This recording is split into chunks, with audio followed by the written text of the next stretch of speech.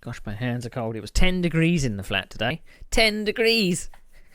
I did turn the heating on for a little while. Now it's up to about 15, but that's probably the computer.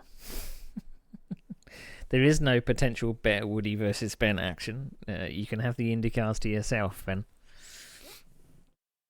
You can have the IndyCars to yourself. Because I am not interested. So yeah. So that's what's going on Sunday. I don't know what I'm going to do this evening, actually. Oh! Is Ben taking part in Season 10? Way back in the... This was early 2005. So, where are we at? So in 2005, where I was at in life, I had moved to a flat on my own for the first time around 2004, 2005.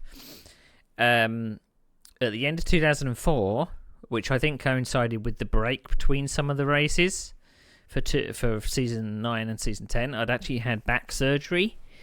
So I was recovering at home for a little bit around November time 2004, I think.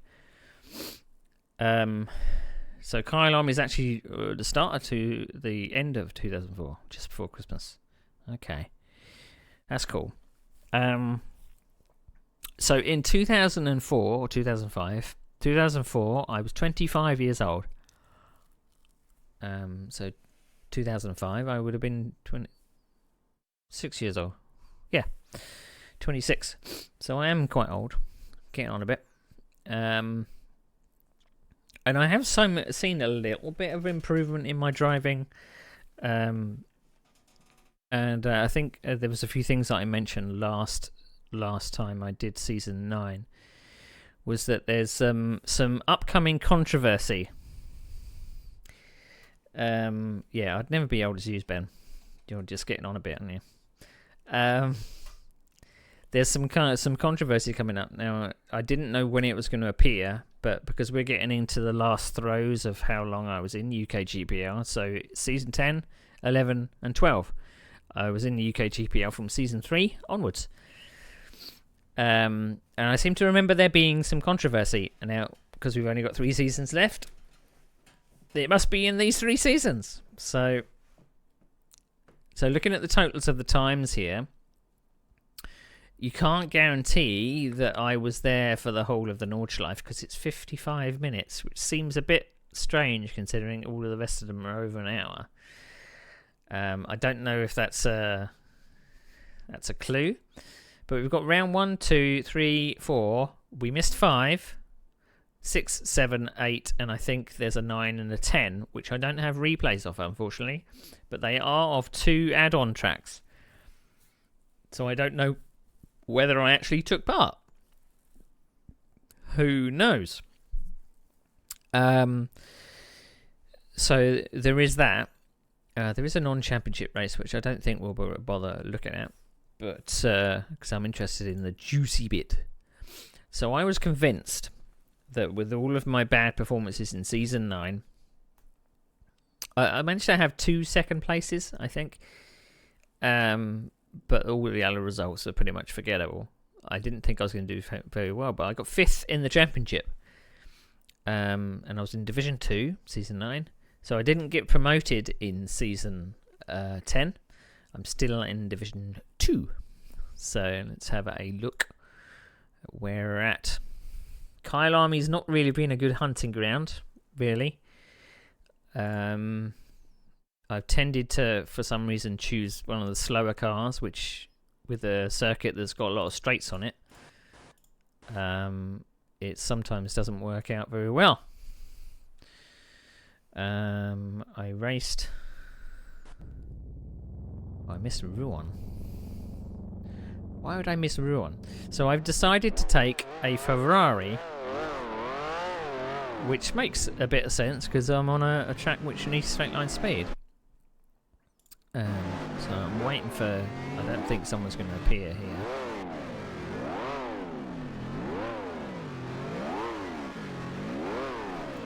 And there's that thing where, why are you revving your engine? There's no There's no point revving your engine because you're only just going to ruin your engine.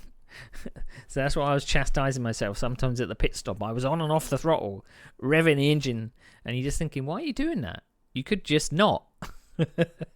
You could just not. You don't want to overheat the thing. Okay, so because this is season 10, I've now got to remember a whole load of new names. There's going to be some familiar faces, and then there's going to be some not so familiar faces. But so I'm gonna have to guess some of these names. So we have who I believe is Anthony Miller. I think Anthony Miller in an Eagle. There's obviously like a few more up front here, but the replay doesn't show them for optimization purposes. We got M Stone. Is that Mark Stone? Martin Stone? Don't know. He's in a Cooper, so he's in a bit of a slower car. We've then got Vic Flores in an Eagle. We've then got S Peak. Scott. Steve. Don't know. But the name Mark Stone rings a bell. And then you've got me. And then we have T. Robley? I don't know, but that's all we're going to have on the grid. So, fingers crossed I get a good start. There's a Ferrari flicking up front there. Don't know whose that is. Let's see how.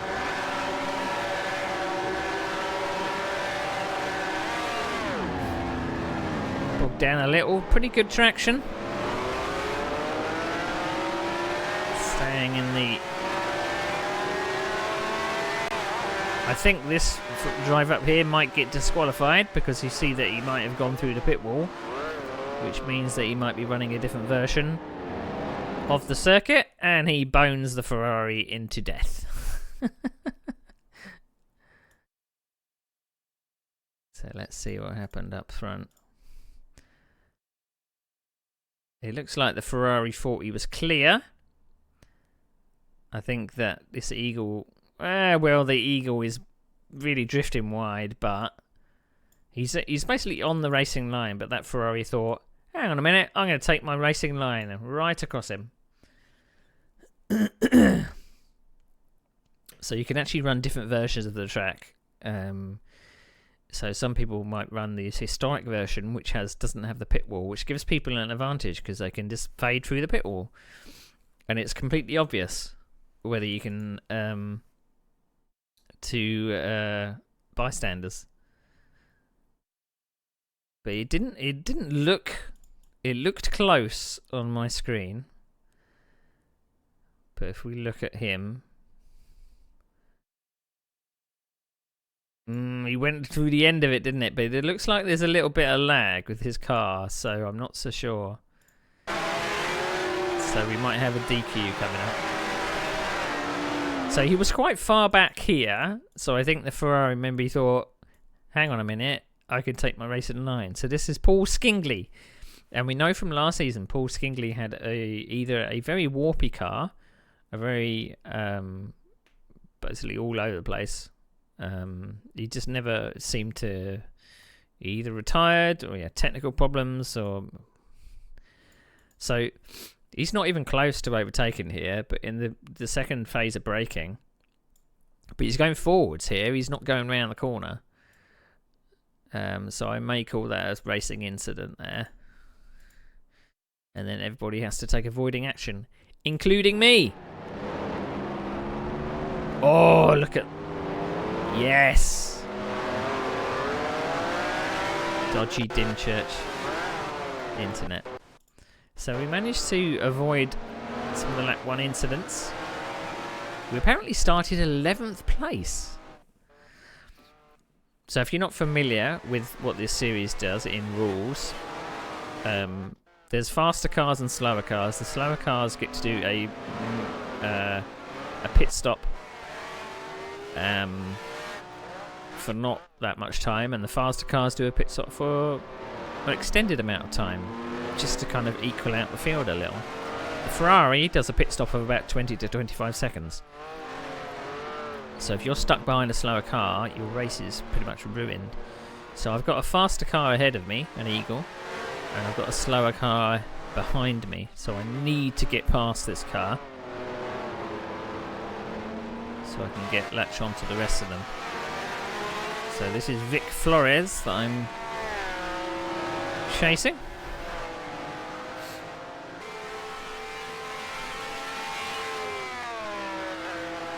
We've got a bit of slipstream. Are we going to have a go?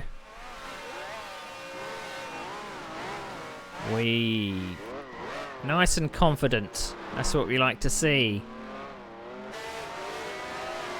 No half-hearted jab up the inside. If you're going to make a move, you make a move. Yes, baby. Like a glove. Oh, someone's off in front. So, we are up to 9th now. We are chasing Mark Stone in a Cooper. So he's got a slower car. So he's going to beat us through the pit stop. So we need to get on terms with Mark Stone.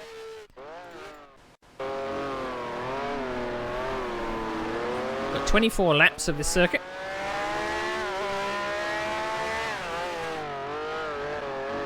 Whoa. Steady on there.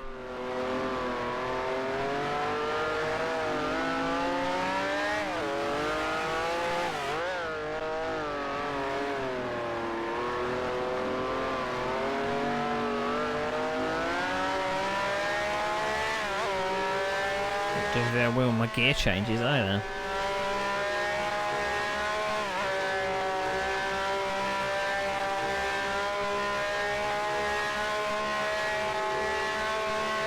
So, fastest lap time was someone called A. Davis. I think that's Anthony Davis. Whoa, locked up the rears. Fastest lap time for A. Davis, 121.75. I just did a 123.6. Cooper seems to be dodging onto the grass a little bit. But we are definitely getting closer. We're now up to 8th. I don't know who we passed, but...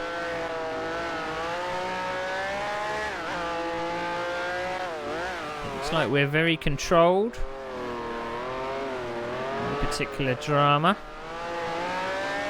That's what we like to see.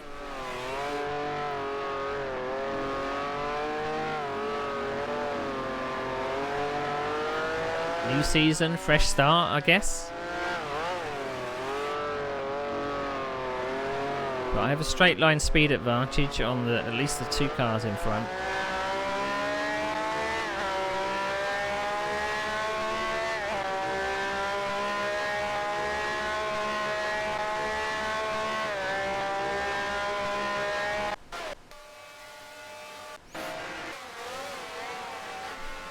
Let's see how confident I am in overtaking them. Now, Kyle Army, as I said before, has not been a great hunting ground.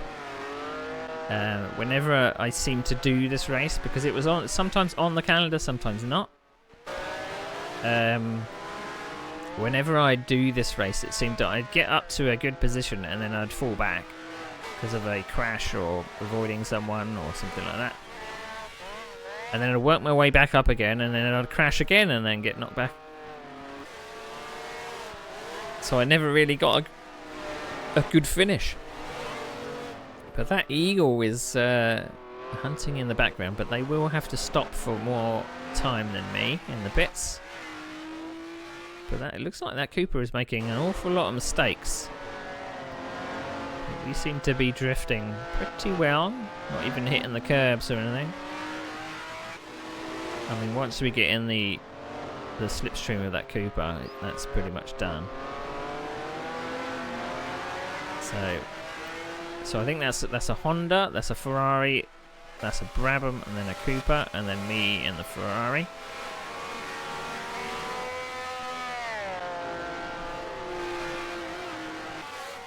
It looks like a nice old battle is happening on front. It's just I'm not involved in it.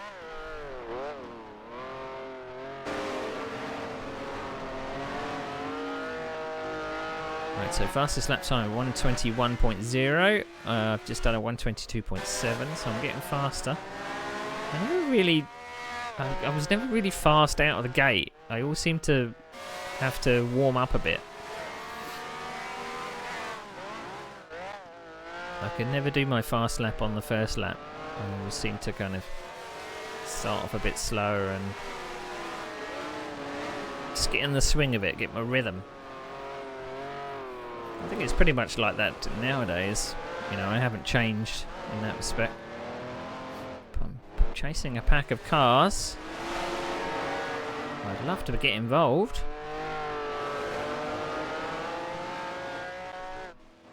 So I think by now I'm probably on a Microsoft. I've ditched my Microsoft force feedback wheel. I'm now on a Logitech G25, which I had for a number of years. Until I upgraded to a Thrustmaster TSPC wheel. It was it started to go a bit funny. The pedals started failing on me, so I decided to upgrade a number of years ago. We're definitely getting closer.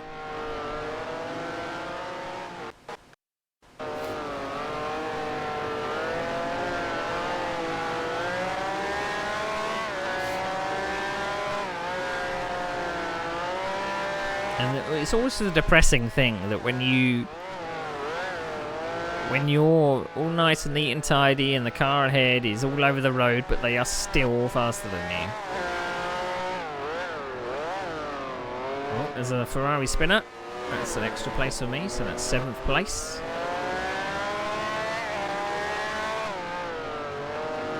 I don't know who that Ferrari was. But we'll be able to see in the results who these people are, whether they are people that I was racing last season or completely new people. It might be that some of them got demoted or some of them got promoted. Because there is a Division 1. Yeah, it's all over, look. Slipstream. Bye-bye, Cooper. As long as you don't mess up the braking for turn 1. No. Nice and stable, no locking of tyres.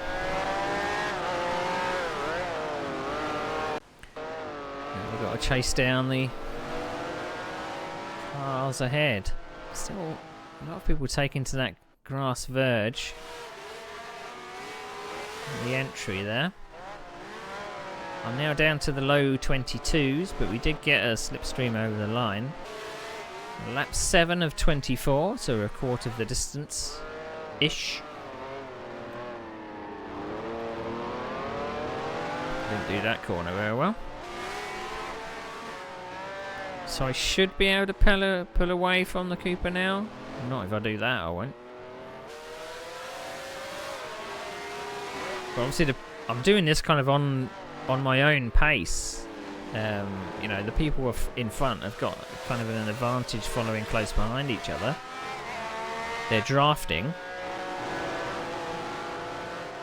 Well, I mean, if you were, maybe you were, you know, at the front of the field, Ben, and I never saw you.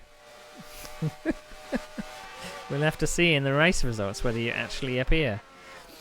I never thought that I actually raced you in UKGPL. I know you were my moderator in season 3 and 4. Was it from season 4 as well? And I know that you were. There was one race that I saw you in,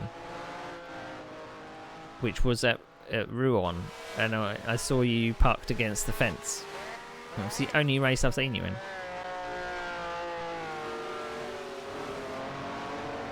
It looks very sedate, doesn't it? It looks like. Doesn't look like you're going very, very fast. We're now up to 6th place, apparently, according to the counter. But it might mean that someone has pitted. So we've got a Brabham ahead who's going to be pitting for less time than me. We've also got a white Honda which is going to be pitting for less time than me. So, unless I can pass them and gap them, they're going to come out of the pit stop about 10 seconds ahead of me again. So, it might mean that P6 is just what we're going to get out of this. I mean, we avoided all the accidents at the start, which is not always the case. It's always a problem when you get caught in the first lap melee. But a bit wide there. Don't be too ragged. Luckily the grass isn't too slippy.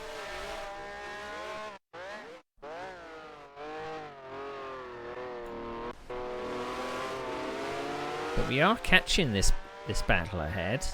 So that's 4th and 5th. I'm definitely going to have a speed advantage on that Brabham ahead of me.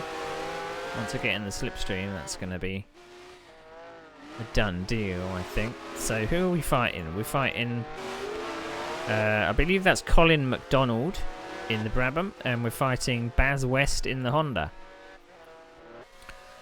Baz West, we've seen him before last season. Had a couple of little battles with Baz. He's always in the Honda.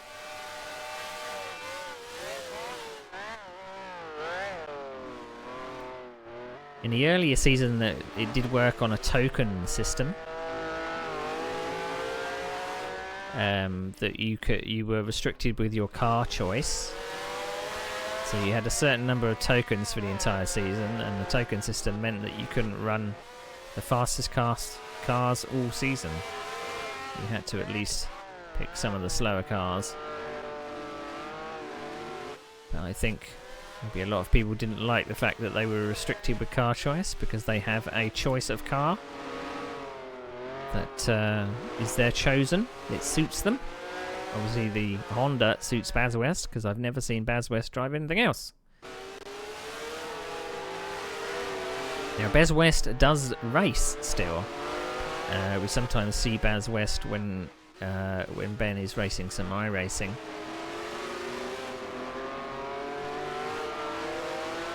Oh, he made a slight mistake. So I'm in the slipstream of the Brabham now. Could we get 2 in 1 here? Oh! The Brabham's been fired off into the undergrowth, because Baz was slowing down for the pits there. Whoopsie daisy. So 2 in 1. 4th place. But I've still got to make my 20-second pit stop. Or more. It might be more than 20 seconds. I remember there being a way to actually see how long the pit stop were, but I don't want to look at the results too much before the race has been looked at. So, lap 11 of 24. We've just got to crack on and get as far up the field as we can. We've got a C. Kirk, who's in, it looks like he's in 1st place, so I think that 2nd and 3rd might have pitted. And dropped behind me. But this will all shake out once I've done my pit stop as well. Now, strategy obviously could be that you leave your pit stop a bit late, so the field stretches out. And you don't lose as many places. But I don't know. Oh, there's another car in the pits. That might be Mr. Kirk. No, that's Anthony Davis.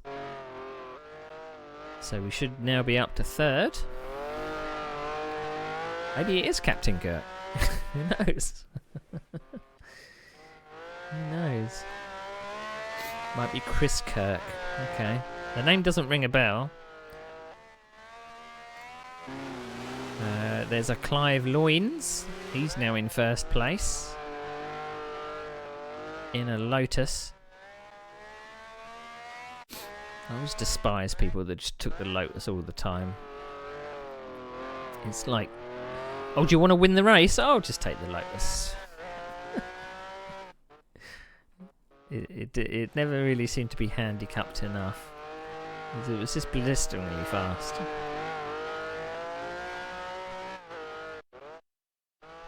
So if you know anything about the 67 season, you'll know that the Lotus was a very quick car,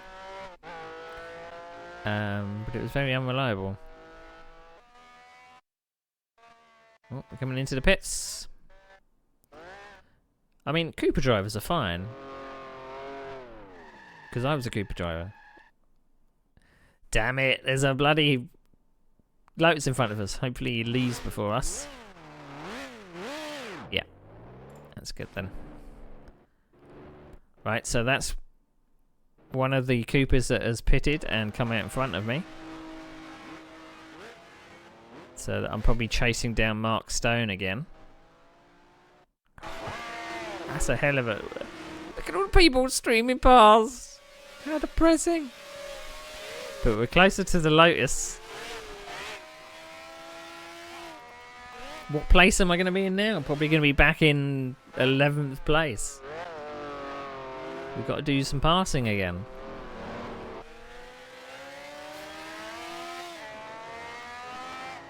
But we've got a Cooper behind us. It's Ben Summers! And I cut to Ben Summers just as he has a spin. There he is. That's Ben Summers.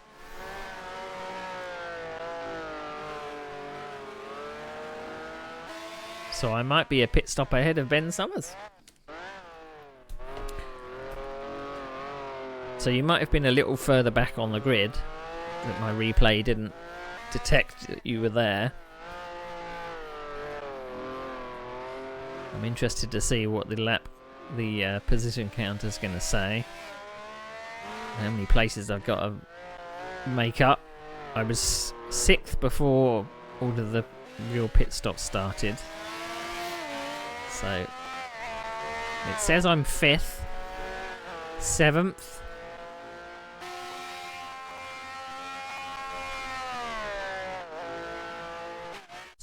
So only one person to beat to get back to where I was, which isn't too bad. Yeah, it wasn't a spin. It was lag. That's just teasing. It's always quite funny when I'm watching a broadcast of the races that we do with Simracing online. Ben is just very unfortunate that... Whoa!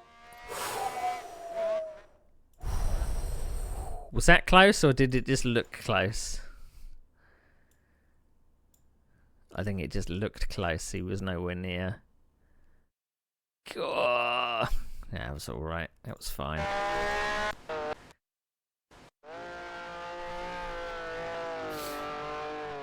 So at least we got rid of that Lotus without having to do anything. So we're now back up to 6th place. So we're back up to where we were. Anything else is just a bonus. So looking at the lap time, so we were usually doing 1:21s. My last lap time was a 1:54. So we stopped for about 23 seconds, if I've done my maths correctly. No. Well, I mean, we would have lost momentum, so it's 34 seconds that I lost.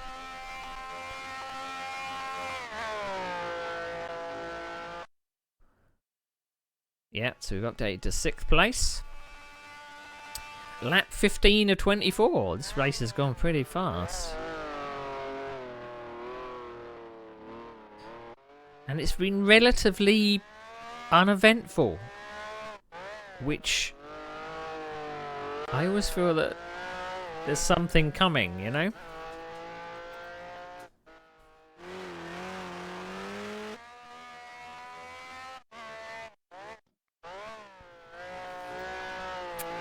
I always feel like there's a sting in the tail.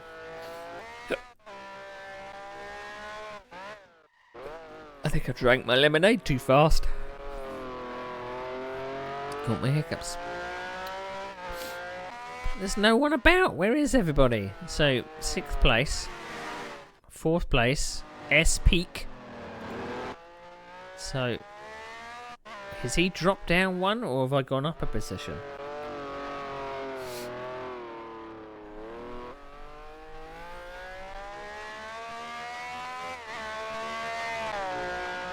I mean, the top 5 would be a good start to the season, wouldn't it?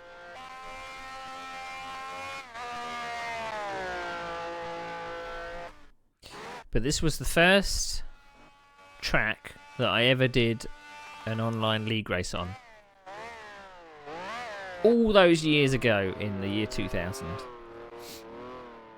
It was either 1999 or the year 2000. Can't remember which. But I basically started online racing properly in college.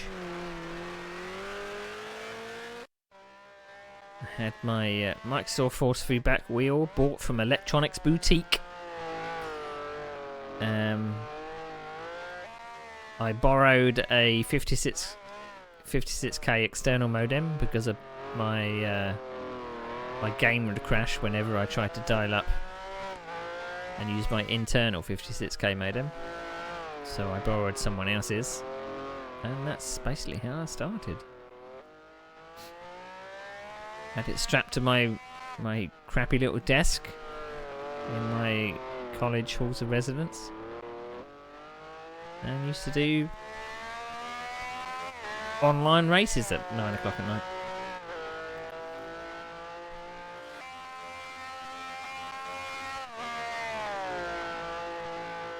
I mean, when you think about the Microsoft force feedback wheel, it's tiny.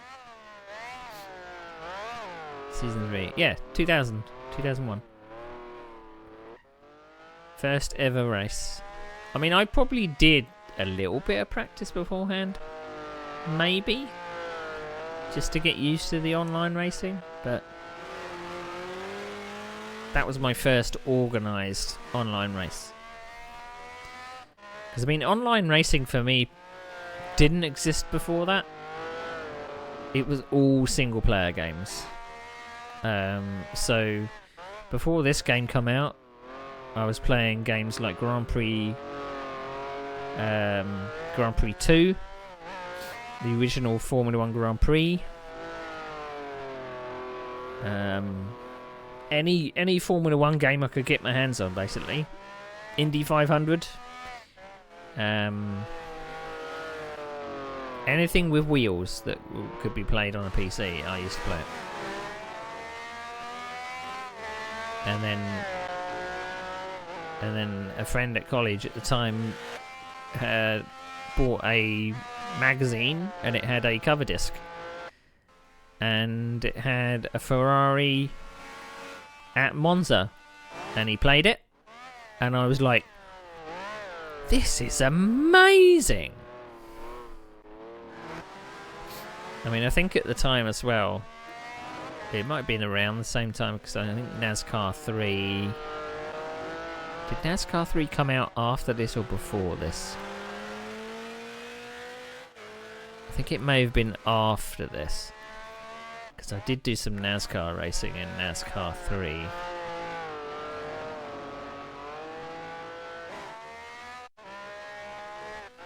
Division 4.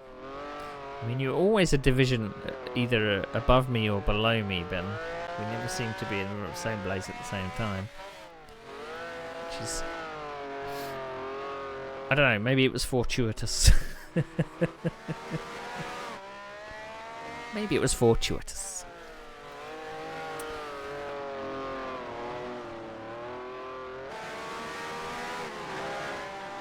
I think we are catching this...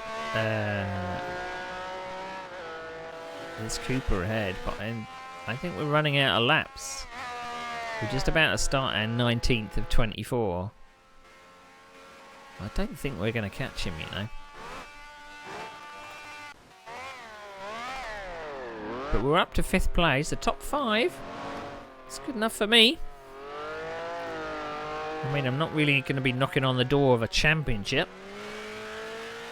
I think there was only one season so far that I finished second in a championship, I think.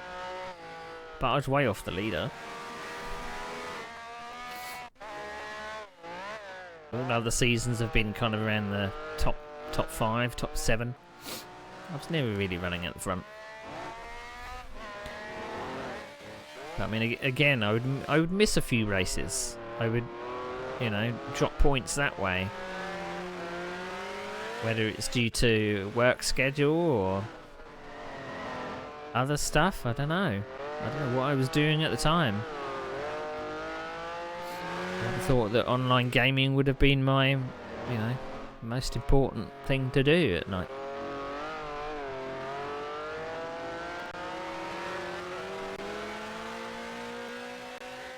We've got 4 laps to catch this Cooper. I'm doing 1:21s. This Cooper is doing 1:22s. So it does look like we're being closed down by a Lotus here. Maybe we're feeling the pressure from this Lotus. I think it might be Mr. Loins, I think. It is Mr. Loins. He's the fastest person on the circuit at the moment. So, am I going to lose my top 5? Well, I thought I'd put a banner up there. It puts things in perspective a little. What I am doing. Maybe I'll put the date on it as well. Oh, the Lotus is very close now. I think I'm going to lose my top 5 in this last couple of laps. Because he's just going to breeze past me on the straight.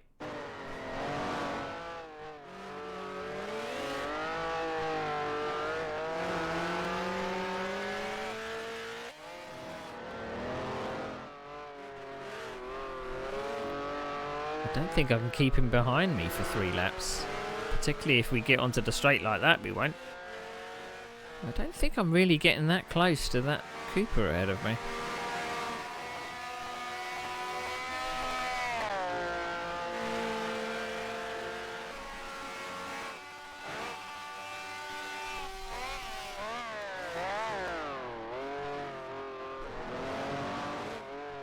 So far we're keeping ahead of this Lotus enough. I don't know whether we're going to feel the need to defend from a Lotus.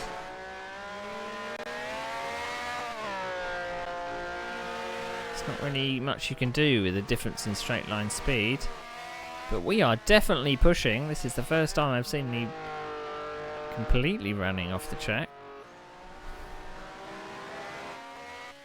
I'm feeling the pressure. Oh, that Lotus got caught out by my braking there.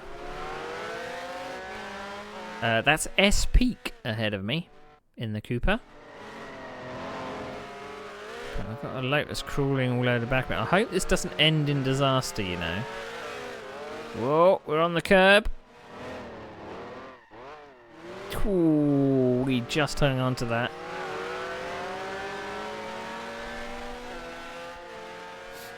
That was a bit close. I think once this Lotus gets in my slipstream, I'm feeling the need to go defensive though. And we know from Kyle Army that if you get this right, you can defend from a car along the straight, but we didn't. Do we let it through? No, we're continuing side by side. We know we got the inside for the next corner. We're using our racing brain. I don't know who S Peak is. So this is what you do. You don't just give up. You think about what's ahead. You're just going to maybe take a dive. Not quite got enough stopping power. Lap 22 of 24. I don't know how much I can defend. Now he's the closest he's ever been. Now I got a really bad exit last time. But that's not really going to make too much difference because he's really just going to power past me. I'm not making any effect on that Cooper ahead. We're going to have to go defensive again.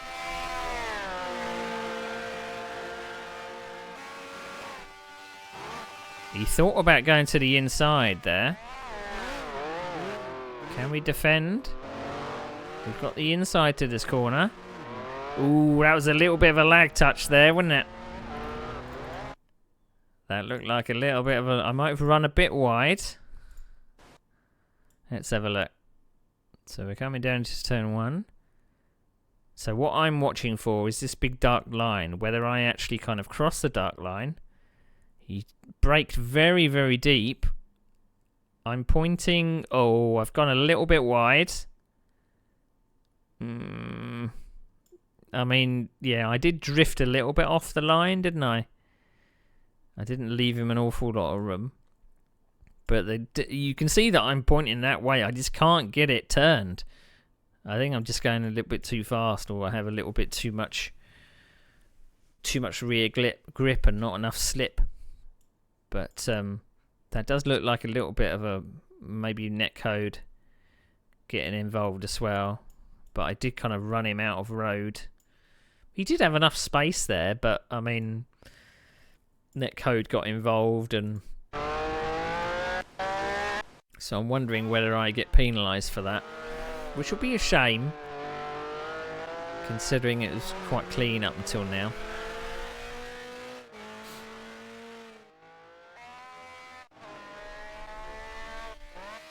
So I don't know. I don't know how the moderator's going to see that. I don't know who my moderator is for Season 10. We'll see how strict he is. There are some moderators that I never really got on with, because I just seem to rile them up too much with my driving. Whether we'll see this moderator clamp down on this kind of incident or not, we'll see. Because he could be really strict and say, that was bad, you have a doctor place. So moderator is Alan Walker. I don't know who Alan Walker is. No idea. So, last lap. Now, as long as we don't make any mistakes, we should be staying ahead of this Lotus.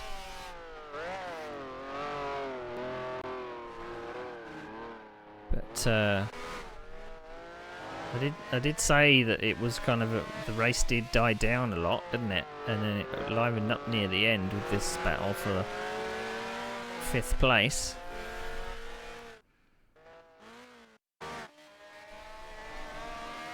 But we're really spoilt nowadays with the fact that you can have liner contact with cars in certain games, and you can get away with it.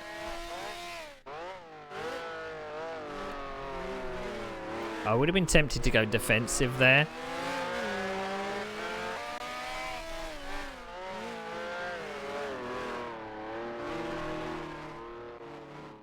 He's climbing all over the curbs.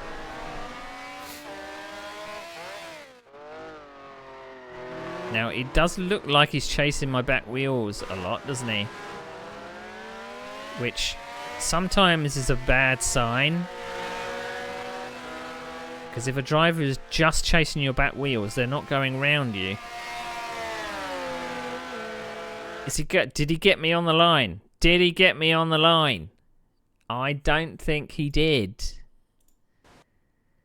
I don't think he did. Where's the line? No, he didn't. Yeah. Yeah.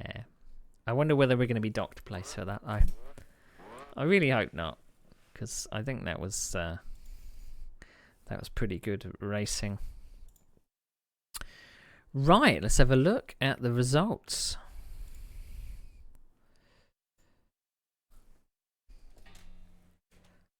Let's have a look at the results. F11.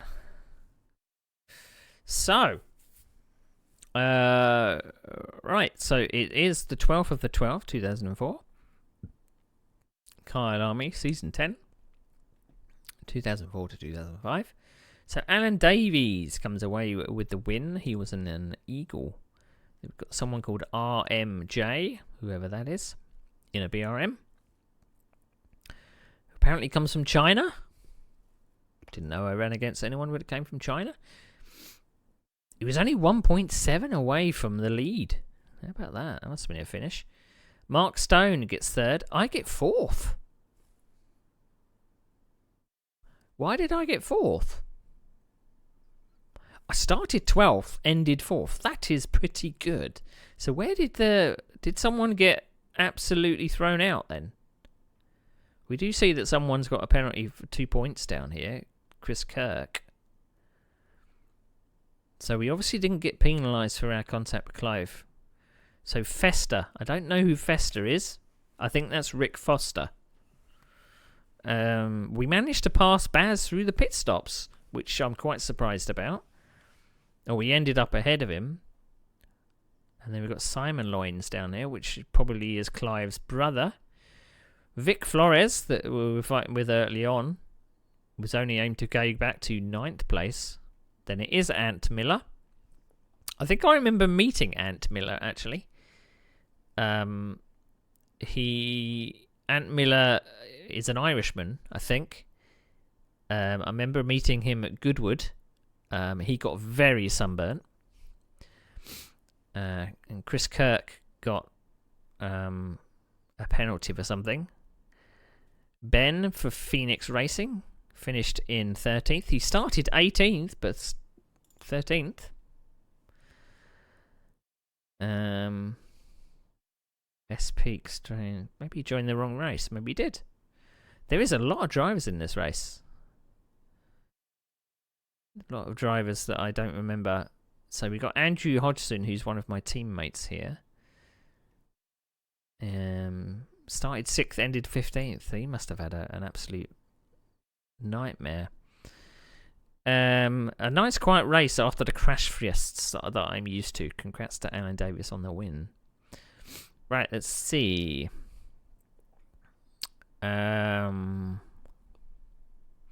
So Kirk got penalised because he rear-ended. So that's where Baz West got to then. So that's why he didn't retake me, perhaps because he had been rear-ended on lap 13. I'm sure I came in after that though. Was he fighting with Chris Kirk? Hang on, did he get what's barbecue? Barbecue, that's not the last turn, is it? Ah, Steve fails to bring his Cooper to a stop doing his pit stop. I guess he gained around 2 seconds. It should be multiplied by 3 as a penalty. Failure to perform pit stop. 6 seconds. So I did pass him. See, I thought... I mean, it's very difficult to signify that you were going for a pit stop. And it was really hard racing between Baz and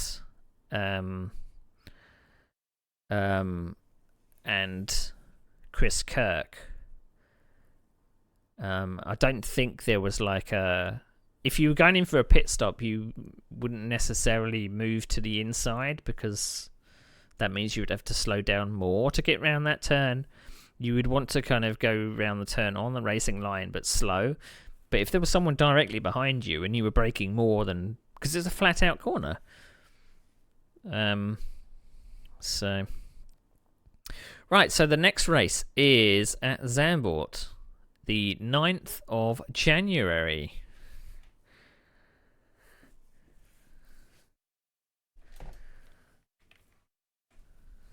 Right, let's change our... So, round 2. Zandvoort.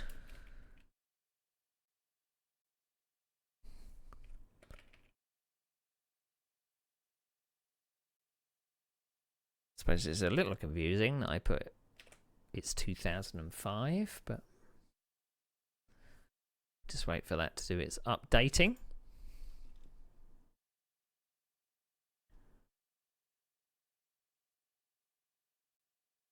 There we go. So round 2, Zandvoort.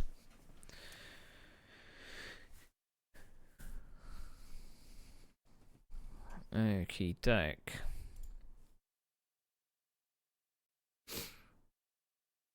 Now, I normally go good at Zandvoort. I had a win at Zandvoort in my second ever online race. One of the other times I went to Zandvoort, I was leading and I got disconnected from the race. But the rest of the times, I think I've been in the top 3.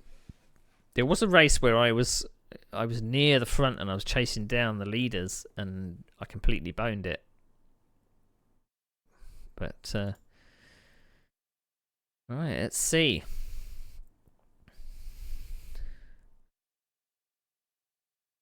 Let's see what this race is going to be like.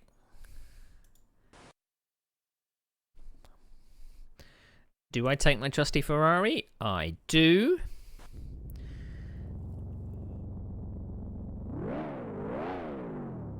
Barbecue is turn 2. Oh, it's not where I was thinking then. So I wonder.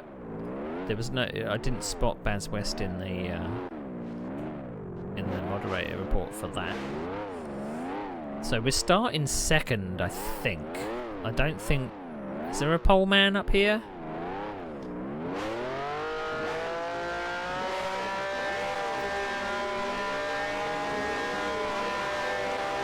Gonna wait for the flag. Right. Okay. So, second on the grid. This is pretty much exactly 20 years ago now. Because this is the 9th of January, which was 2 days ago. So this is, yeah, nearly exactly 20 years ago. So, Paul Skingley is starting on pole.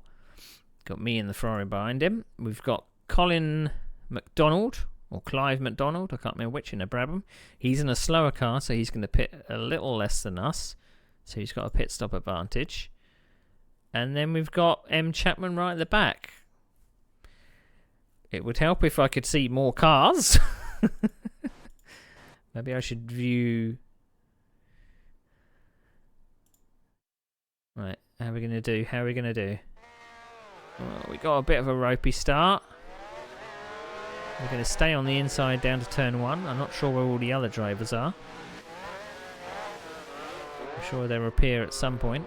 But solidly into second place. That's what we like to see.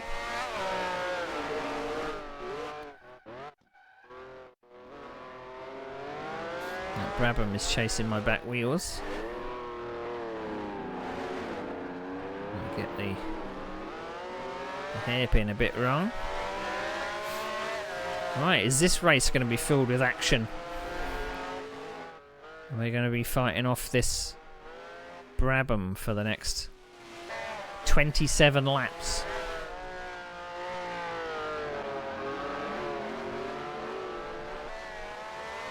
You can sometimes tell when the person behind you is probably imminently going to hit you. It's because they're all over the track.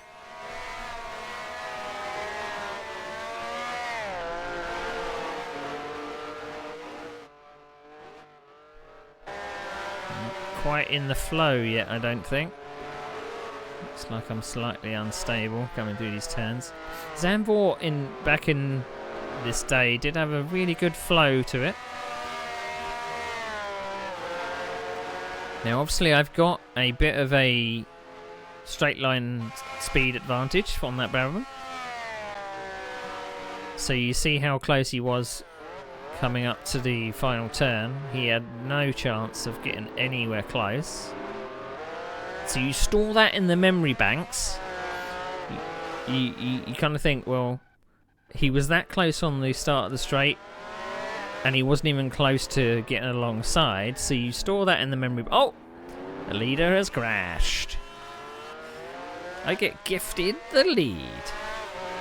You store that in the memory banks and kind of say, well, okay, I'll keep an eye on where he is coming onto the main straight, and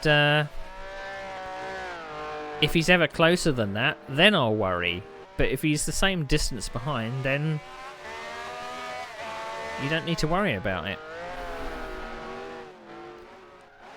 Whoa!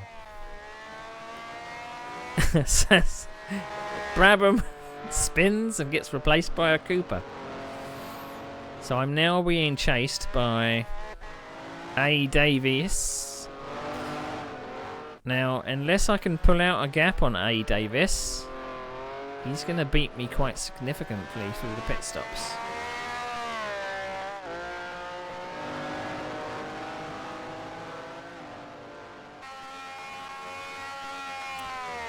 So I think I'm going to be overhauled by this Cooper. We are in the lead. But we definitely finish this one because of the replay size. So no disconnection here, but we need to pull out a gap on this Cooper. So I'm the fastest car on the circuit at the moment, doing a 128.3.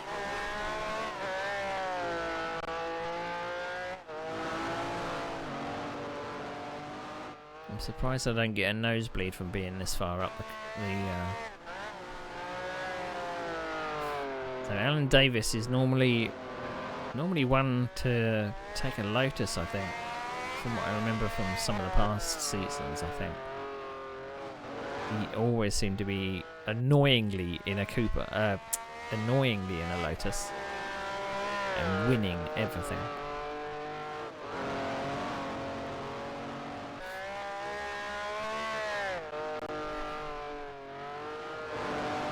They seem to be pulling away. So I would do well to stretch out this gap as much as I can. No doubt there's probably going to be a BRM in here somewhere that suddenly creeps up after the pit stops. You do well 20 years ago to not pit this early. Are you listening, Neil? Don't pit early. Not like I can make a difference to my decisions back then. I mean, I don't know what strategy I picked back in the year 2005. 26-year-old man.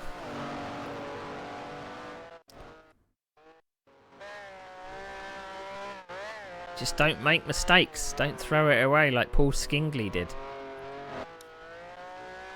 He was probably kicking himself. Imagine spinning out of the lead.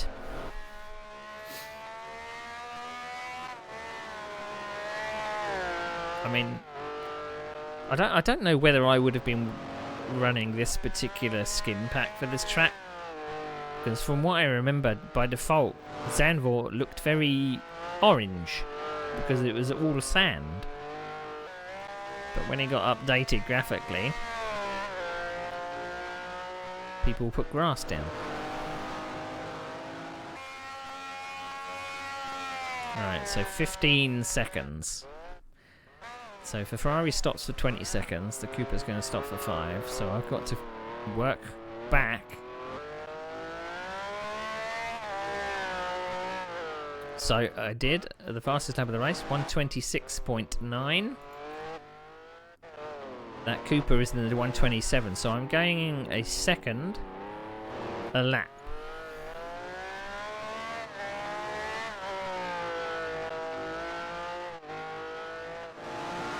Which is all good, hopefully.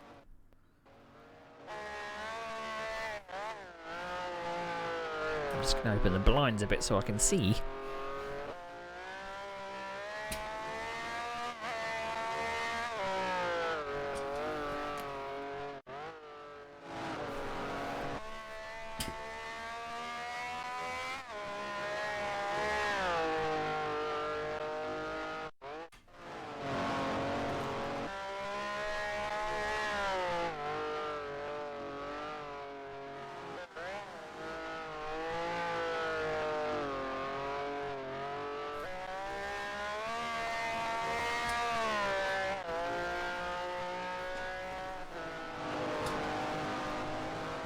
better. I missed anything.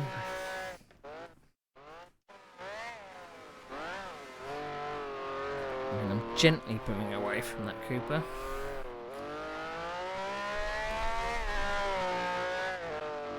I can't really see anything from that one. That's the view I wanted.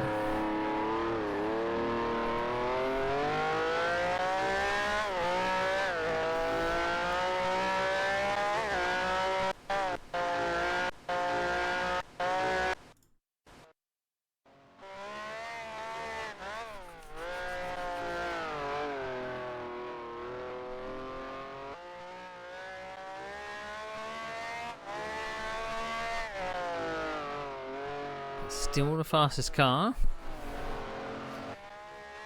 I don't know what it was about Zandvoort. It just seemed to suit me.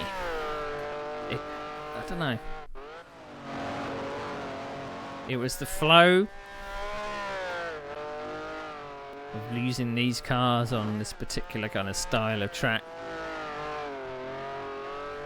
All the turns were quite wide and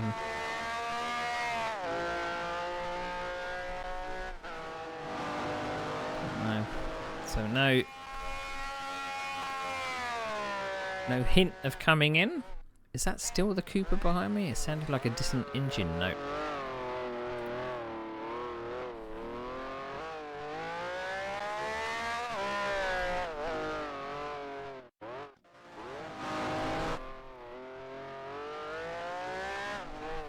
No, it is a Cooper.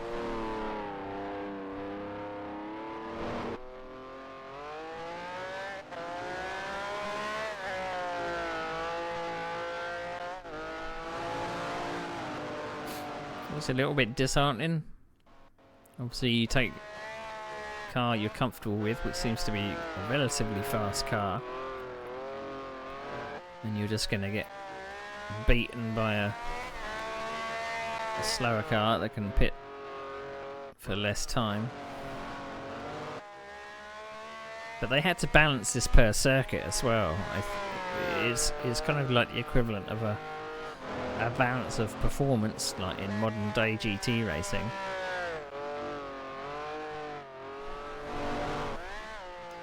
Because generally these cars would just be completely unmatched. Ooh, that was a horrible gear change. If you don't do too many of those. There's a couple of people doing pit stops. Hopefully not going to get in the way. So we're on lap 8 of 27. And I think we know from some of the previous races that you can be faster than the car in front by about a second. Doesn't necessarily mean you're going to get past here. Unless you can draft down the straight, you're screwed. Because I spent, I don't know how many laps behind a slower car in one of the rounds here, and I just could not get past. So it's not a circuit that promotes passing.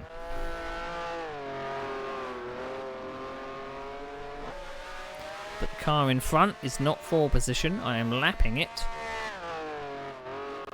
I don't know who it is. It is Mr. MacDonald. Now, Mr. MacDonald was the person that was just behind me in the first few laps, but he was the Brabham that spun. So he's all the way at the back of the field. There is a BRM.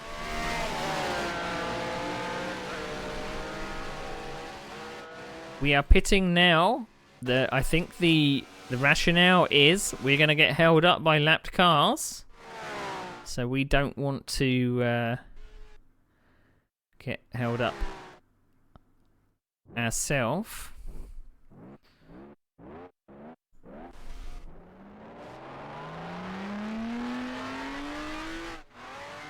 There's a big gap here.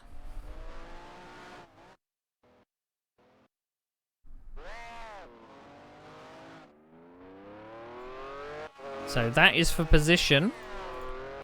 That Ferrari there.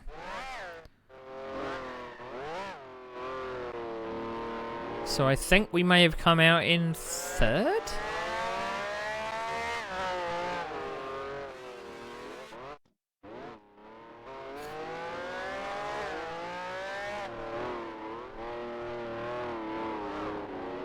So that was what I think could have been my rationale. You see lots of lapped cars ahead of you and you think, well, I'm just going to get held up. I mean, I was only, what, a third of the race, further way through the race? It would have been a possibility that I could have passed them all. But getting them out of the way to hopefully get a little bit of clear track, but whether this Ferrari is going to realise that I'm a pit stop ahead of him.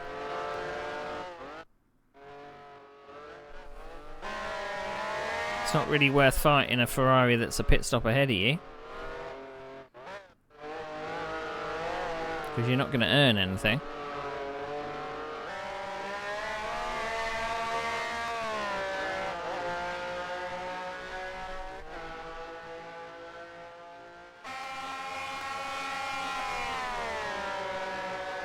He's flicking about a bit as well, and now we've had a Brabham come out front. We're now fourth. This Ferrari is pretty much ruining our race.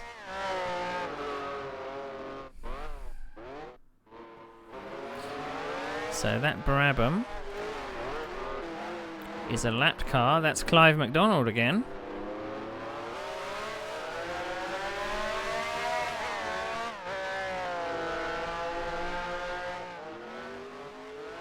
Oh. Just caught me at completely the wrong part of the circuit to be able to get past.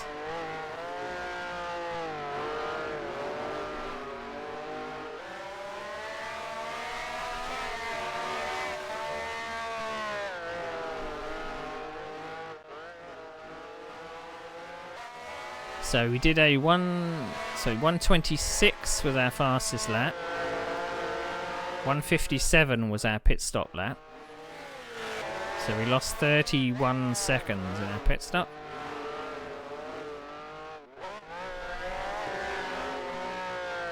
Not quite sure what this Brabham is doing.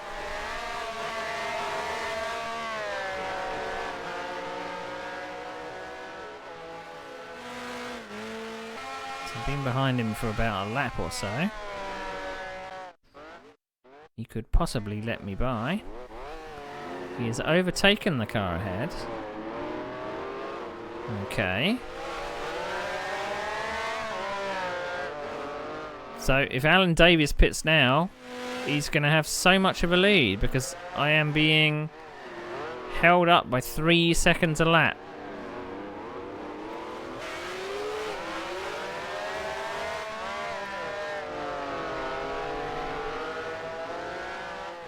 Ferrari still doesn't yield, but I managed to get past. Good, good, good.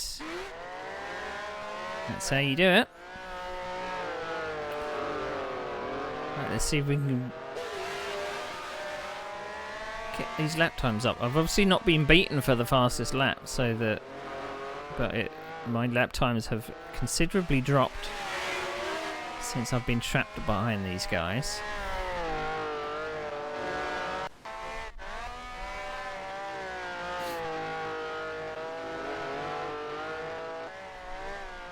So I don't know who I'm actually racing at in first, second and third now. I think I'm actually in third because I think that Ferrari is pre-pit stop but still for position.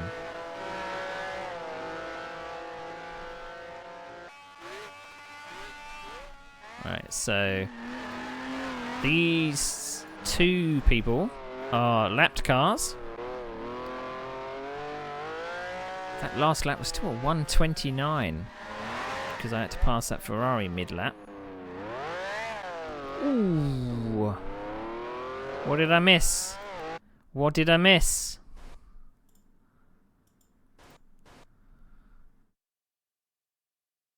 That was the Brabham going up the hill and rolling over.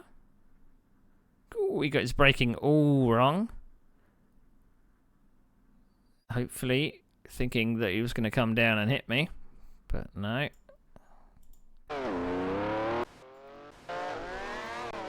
Thankfully not. So we're up to third, so we should have a Cooper in front of us, but who is second place? So there's Mark Stone. I don't know who the lead... the leader's going to be Alan Davis, isn't it? So we're going to be beaten by 2 Coopers. Unless we can do something about it in the next 20 laps.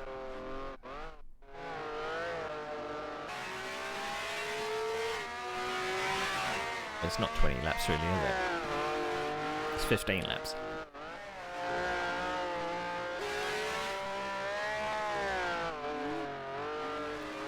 Right, hopefully I catch these lap cars in a good place.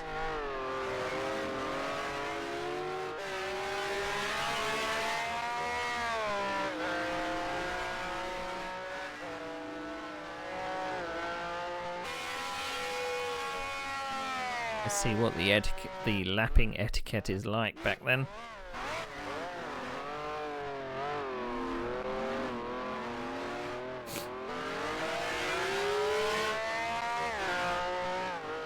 I think blue flags were probably still advisory.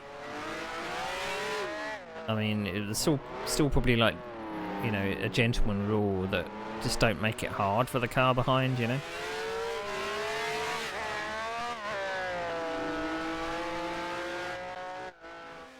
But curses for me taking a higher powered car. I don't think I would have been able to do the pace that I'm doing right now in a Cooper. And it would have been a straight fight between the 2 Coopers and me. But no.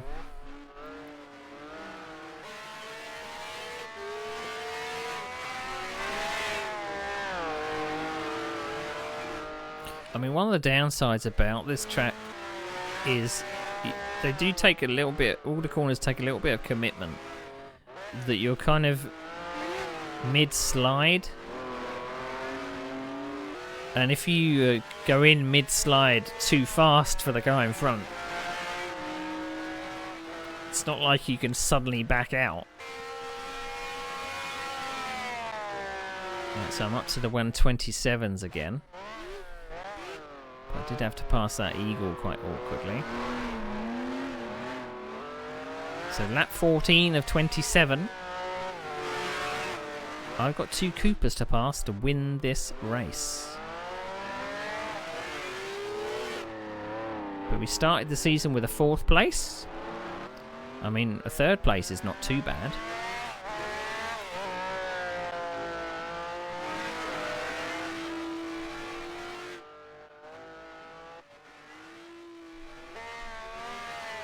I mean, the way the seasons have shaken out so far is that I just never seem to be at the top pace of each division. There's always been faster drivers than me.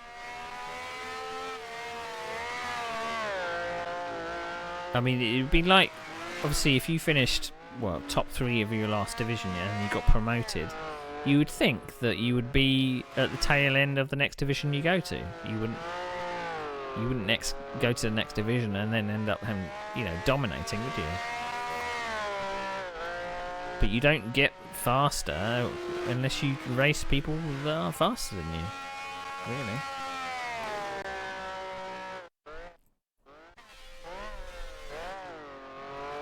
Right, I've now done the fastest lap of the race, a 1:26.1. Let's see. So Mark Stone is just coming out of the hairpin. I'm just coming up to the hairpin. That is a lot of time to make up. But can we do it?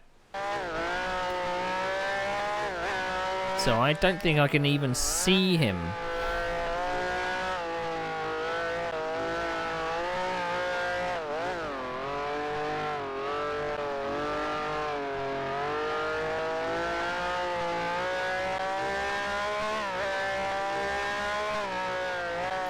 Just got to get your nose in as close to that curb as you can, and hopefully that the back end will slip enough for you to get round the corner, because if it doesn't, you're in big trouble. I mean, I never really did any setup work with these cars. I would always, you know, use the latest and greatest alien setup. Like setups from Gregor Hutu or Wolfgang Woger or something. Andreas Wilk. I can see a car.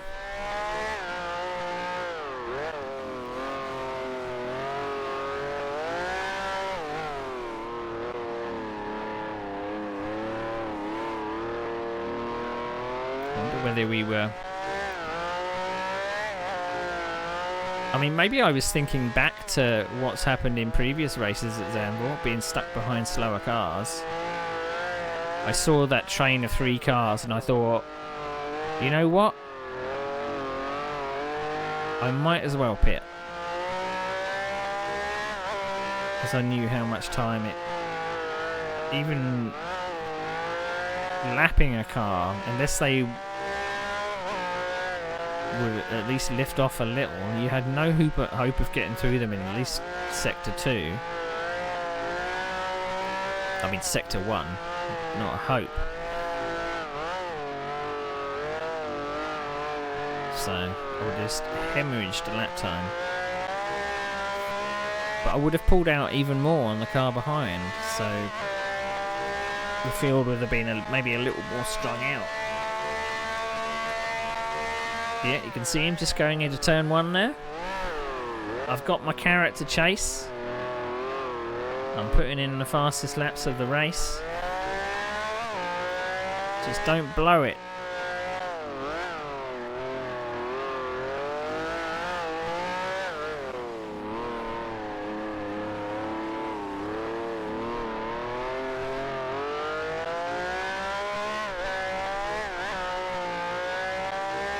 Short shift over the hill.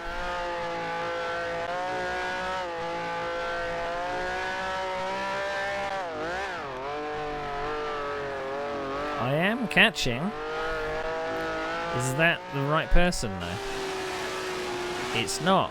The person in front of him is the right person. So it's a lap car in front of me. And then the car I'm chasing for second place is that car in front of him.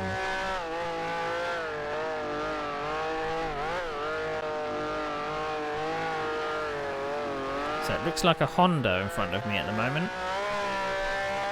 Up for position. We've got 10 laps to sort this out.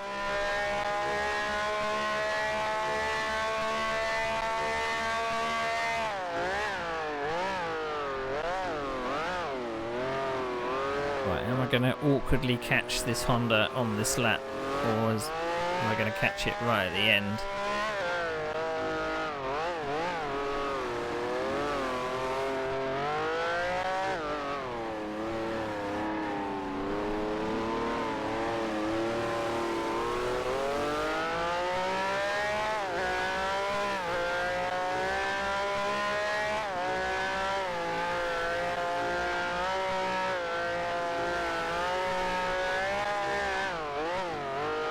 You do wonder how accurate these tracks really were. I think they may have taken some liberties with how wide they were, perhaps.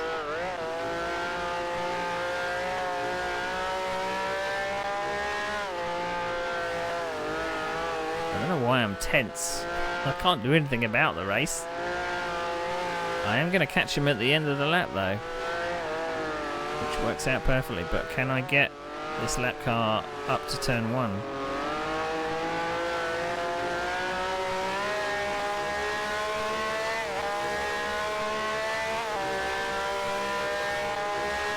I don't think I'm going to be able to. Am I going to be stuck behind it for a lap? Oh, he's going wide. Good boy. Nice. Right, so who have we got in front of us? We've got Mark Stone. And another lap car just in front of him. This works out perfectly for me because Mark Stone is being absolutely held up by the slowest car on the circuit. The person in front of Mark Stone is in a BRM. I was getting a bit overexcited on the gears there, knowing that this is my opportunity.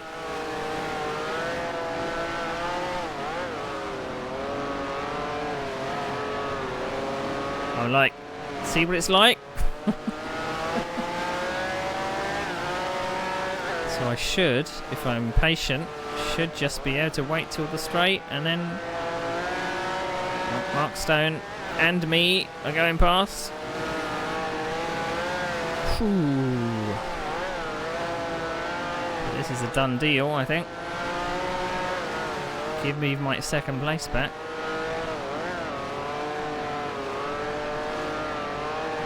It kind of feels a little bit like rally driving. You've got your car angled one way.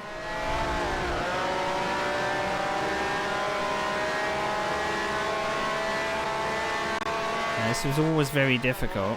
Passing a car where you have significant overlap at turn 1.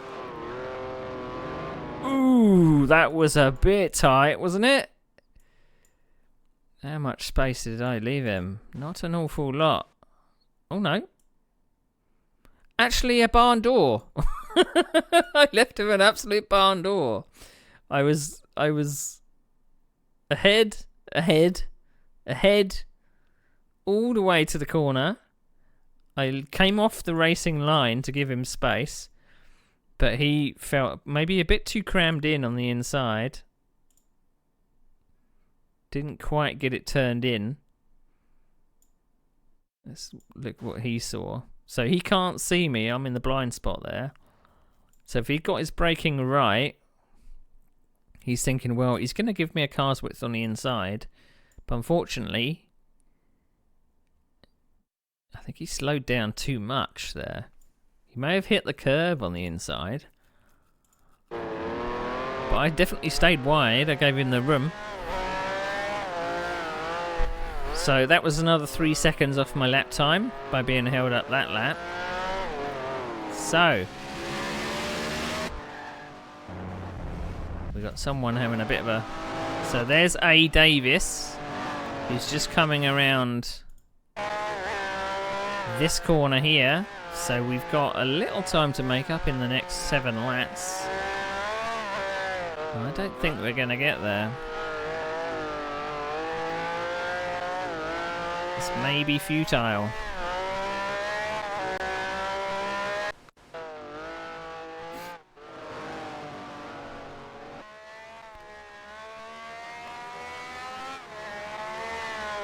Right, going through the final few turns. So let's have a look at the pit lane. So 1, 2, 3, 4, 5, 6, 7, 8, 9, 10, 11. 11 seconds. And I've got 8 laps. I've run out of laps. Unless they make a mistake, I think second place is where he can get to. Because I was only at best be able to pull out a second a lap on them. But yep, second place, not too bad. For one of my favourite tracks of the calendar.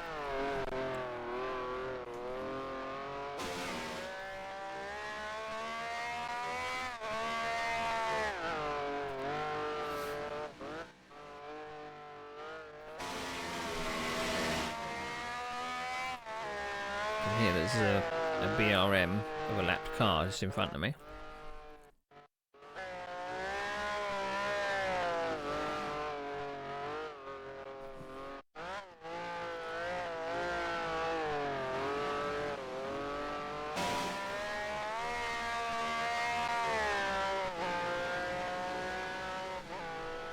Yeah.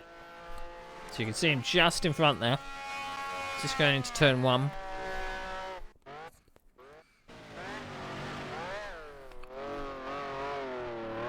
I'm right back down to my fastest laps of the race.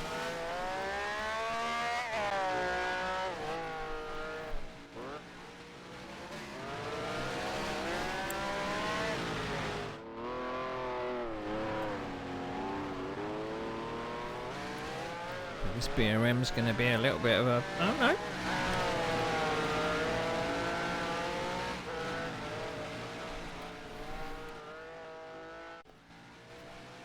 That's good stuff.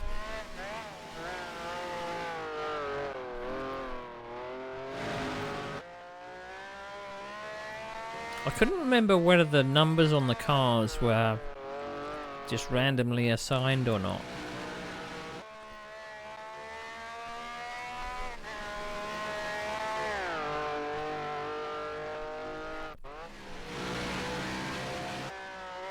I don't think it had anything to do with when you entered the server or not. I'm not sure.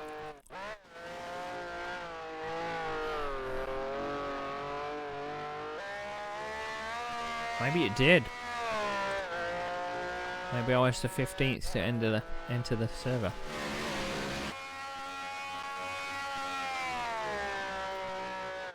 I mean, I would assume that every single car would have a unique number on it.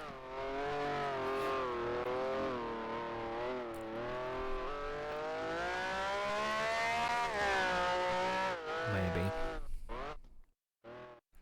Consistently in the 126 ones. So I'm at the hairpin.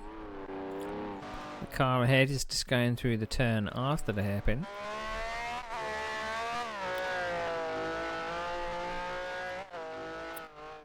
I've only got 4 laps. So unless they make a mistake, looks like they're leaving some pretty dark lines.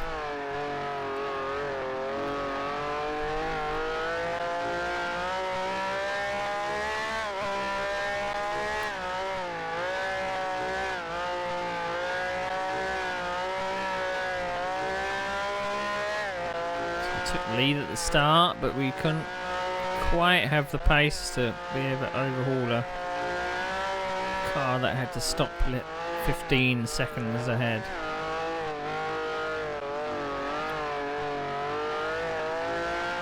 I mean, if you think about it, if you're a second faster, and the latest you could have really pitted is 15 laps to go, but then you would have to do fastest laps every single lap. Just did a 125.8. I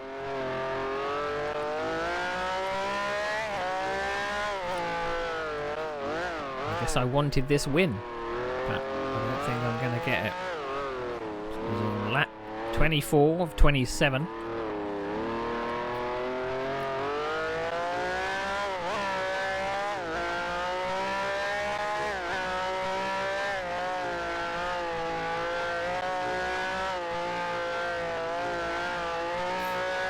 I mean, those curbs are always lethal because they would spit you off into the outside of the turn.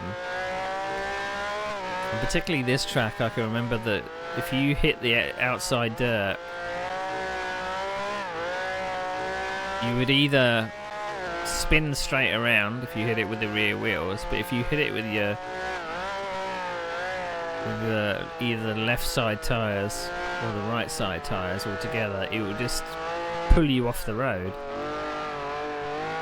It's like you suddenly drove into jam. Oh, I really am pushing, but I don't think you're gonna get there because you can see he's just ahead there. That's him.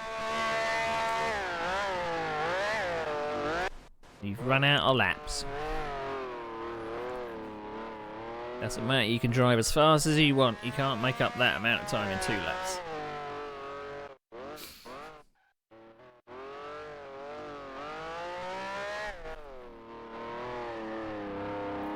But you should never give up. Never, ever, ever give up. Because you don't know what's going to happen. But you go up to the limit, don't pass it, of course. Ooh. Don't hit those curbs.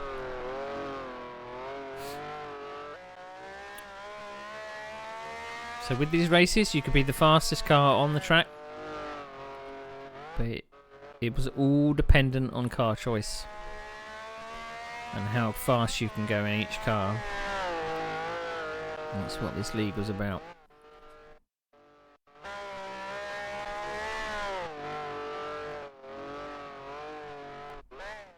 So you were pretty screwed if you weren't fast in a slower car. That's what it was.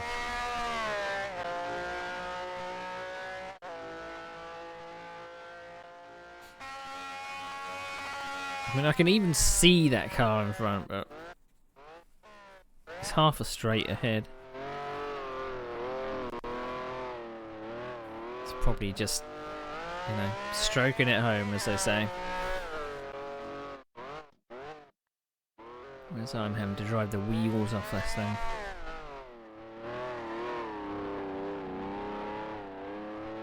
I mean, no particular incidents either.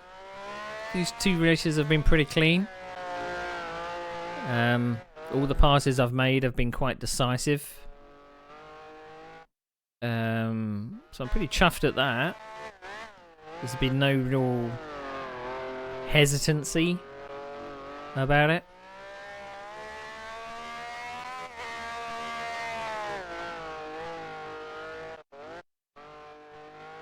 I mean, I'm surprised I didn't see myself in the moderator report for Khan Army, to be honest.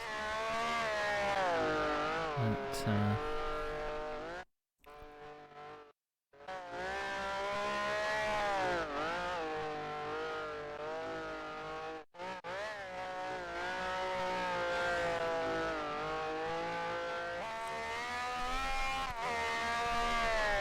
right, last lap coming up. And I remember I did have the idea. There he is, look. Just so tantalisingly close, but just not close enough. I did remember a few years ago I wanted to try and simulate these races again using a modern sim, but the mod that I wanted to use didn't have a car template to be able to draw the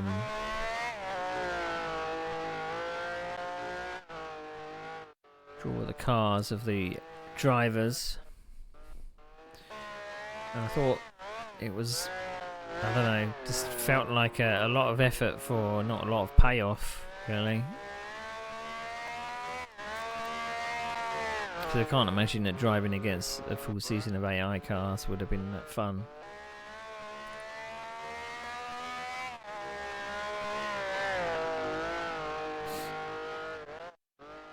Well, we drove our absolute arse off, and we came away with second place.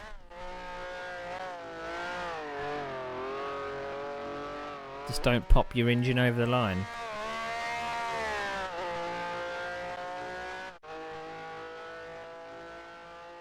I mean, it looks like we had quite a lot of pace on the rest of the field there. So I've finished already. So third place, so Mark Stone, is the entire length of the straight behind. So, but we did have to fight for that. So it's not all bad. But a fourth place and a second place, things are looking up. Or maybe, I'm not sure, because isn't it Monaco next? Isn't it Monaco?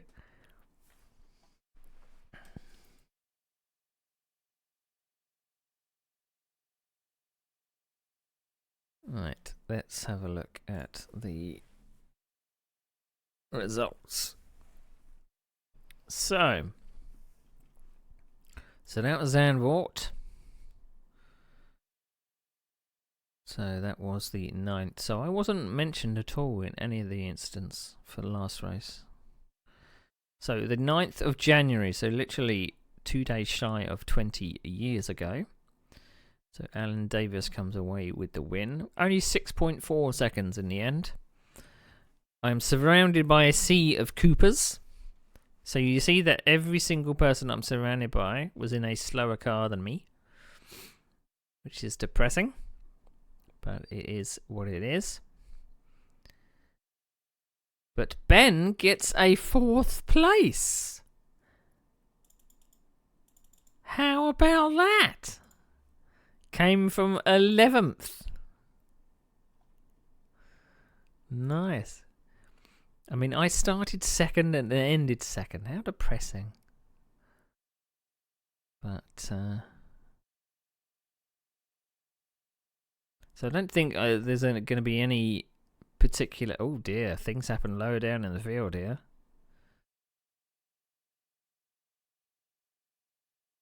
Congratulations to Alan Davis. 2 in a row. Pretty good going. Why don't I get a mention? I drove my heart out. So, various things happened. Colin has left the track and rejoins down a grassy bank to Dean's left as Dean comes around the corner. Dean runs into him. Colin could have stopped and made sure the track was clear before rejoining. Dean was yellow flagged as he approached the corner but didn't slow down. If he had, an incident may have been avoided. However, the rejoin was very sudden and unexpected. Additionally, Dean was on a corner where braking would be impossible. He should have lifted though, as I'm reducing the pen from 3 to 1. Can you lift when you're mid-slide? I'm not so sure.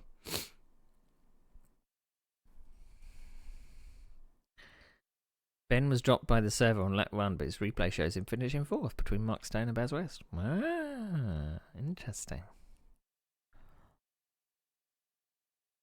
Okay, right. So the last one tonight is, well, today, whatever, I don't know. Is it 4 o'clock? I'm not sure. It's going to be Spa. Now, Spa is the 23rd of January. I thought it was Monaco next. Thankfully, it's not Monaco next.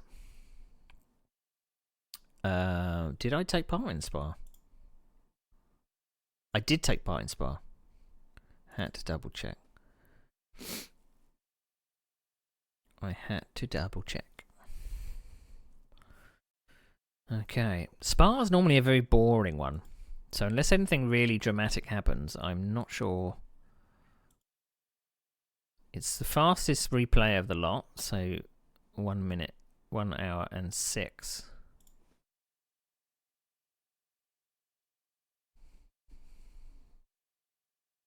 So this is round 3. Spa, Francorchamps, 2005.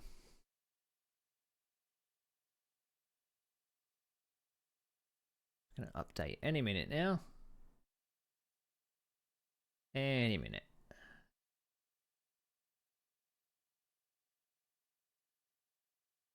Any second. I'm relying on cloud services to do my titles, which is a little annoying. There we go. Updated. Let's move to the race. Now, I don't think I have ever done really well at Spa. But we will see. Never qualified well. Never raced well here. Still strange considering how flat out the course is, but we will see. There's only 9 laps of this.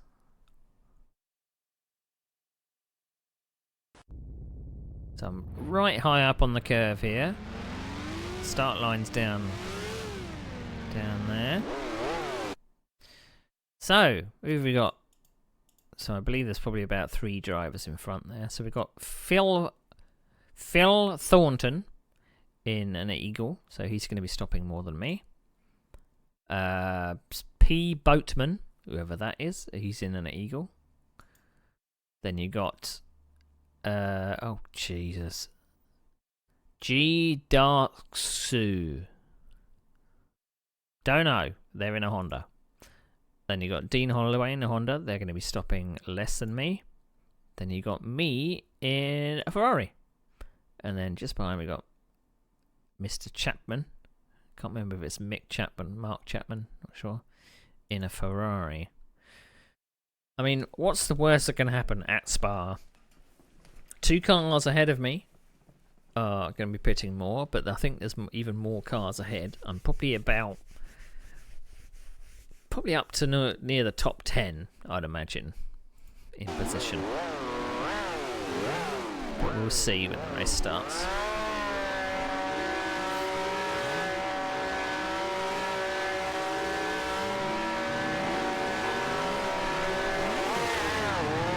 Off we go. Pretty good start, pretty good traction. We're going to beat one of the Hondas. We don't fancy overtaking that Honda down to Eau Rouge.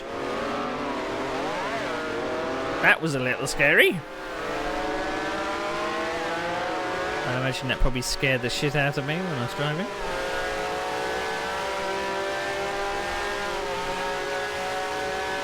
I'm going to get this Honda, which is good. Right, we should be up to about 8th place.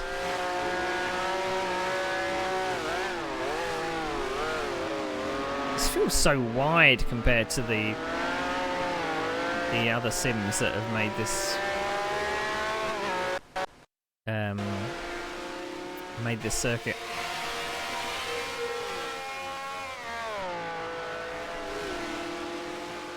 So it's chasing lots of eagles and lotuses. That's what we're chasing.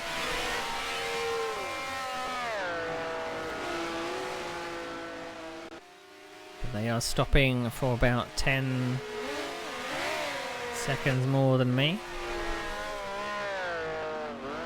So if I can hang on to them, it would be an absolute miracle.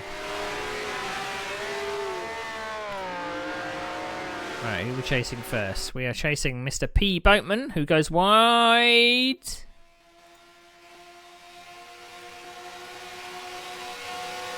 Pretty scary. So we're going to pass him up towards Master Kink. Am I feeling brave? Am I feeling brave? No, I am not. I pull in before the Master Kink. Good exit out of the Master Kink, though.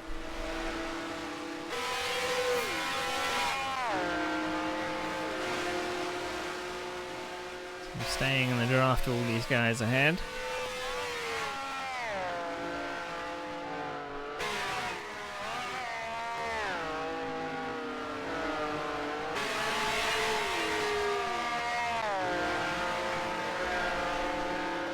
I mean, if you lose touch with those guys in the front, then you're screwed.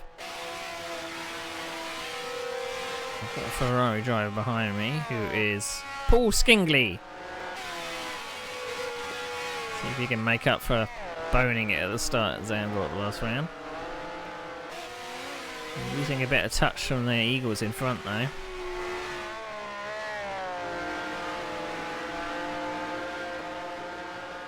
So we've got Lotus, Lotus, Eagle, Eagle, Ferrari, Ferrari. They're all cheaters ahead of me. I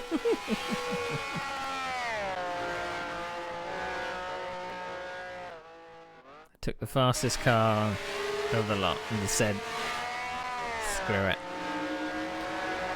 I mean, I actively refuse to take a Lotus.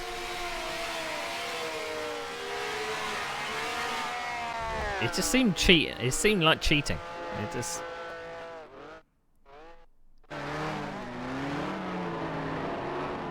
Round the hairpin. So I managed to stay with these Eagles with that first lap.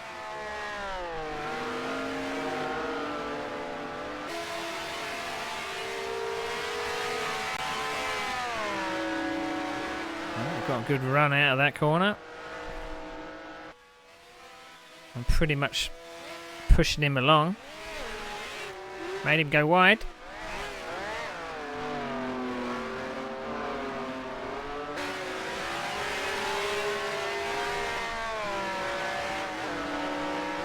I mean, even if I get past, they're just going to draft back up to me.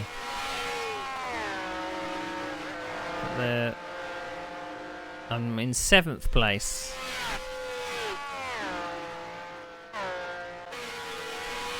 So you can see how the field is stretched out even one lap.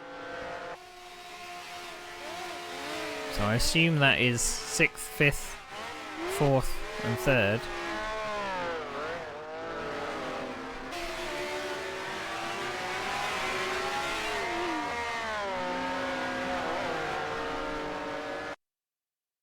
Right. Take a little bit of avoiding action then.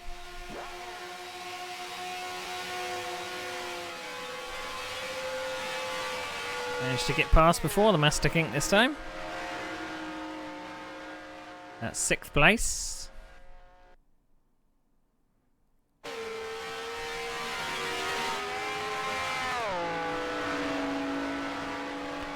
Now, we've just got to have the straight line speed to be able to catch the next eagle.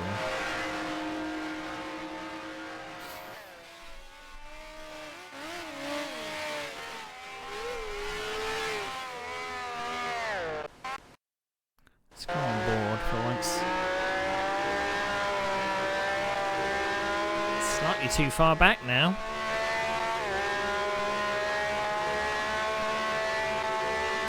The track definitely feels wider than the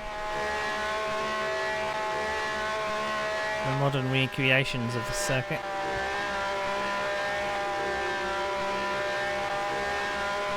So we are chasing an eagle of Phil Thornton.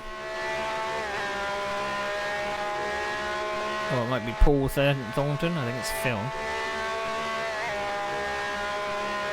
So the fastest lap of the race is a 3:24th, and of course it's Alan Davis.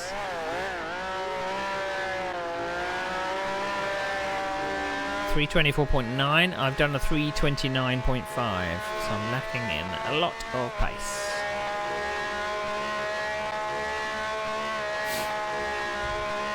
I have a feeling that Alan Davis is probably going to win every single race. It's going to be an absolute clean sweep.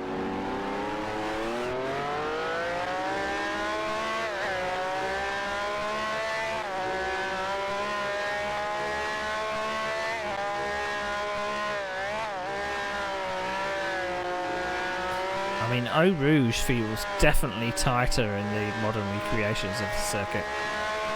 Definitely. This seems to have a little bit more flow to it. I mean, you would think it would be right up my alley with, you know, how similar the turns are to Zandvoort, but maybe it's just because some of the turns are flatter. So this is 5th place we're chasing. Now, the strategy could be that you could pit early so that you don't lose as well. You would lose a lot of places, but if you pit later, everyone's going to be so strung out that you're going to, I don't know.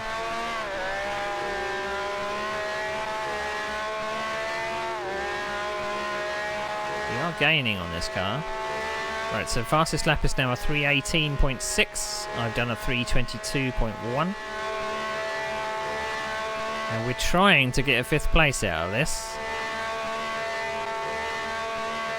And I think we may be close enough to just beat a couple of these guys out of the pits.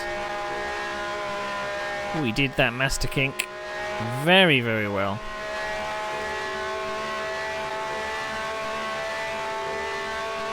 It looks like we've dropped the car behind as well. Now, it's always this part of the circuit that I struggled with. But obviously struggled less than that car in front.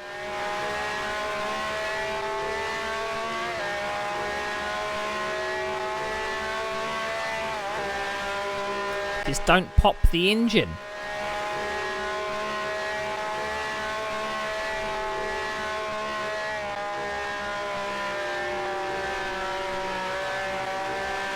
got to get the kind of the switch of direction in that.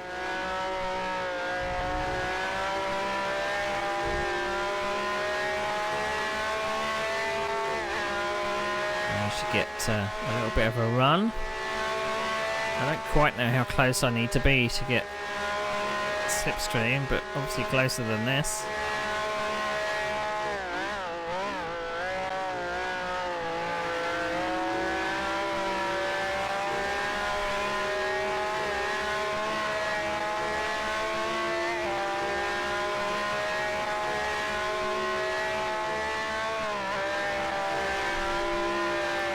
Way faster. Didn't fancy going up the inside there.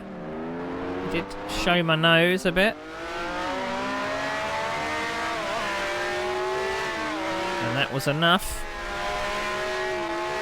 Scared him off of the apex. So that's 5th place. So now all of those Lotuses up there are pulling away now.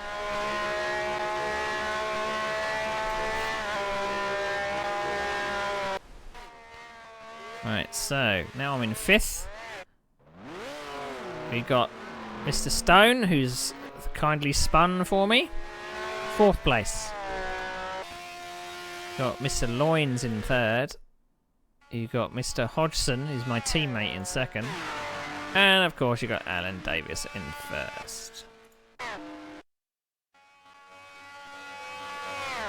Still being stalked by this eagle behind me though.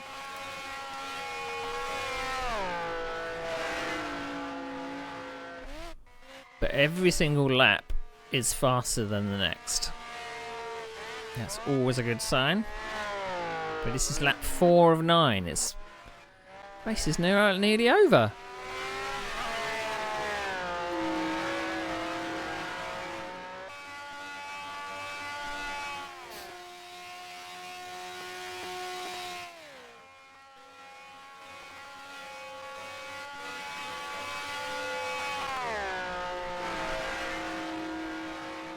Let's see what happens with pitting. Are we going to pit the end of this lap?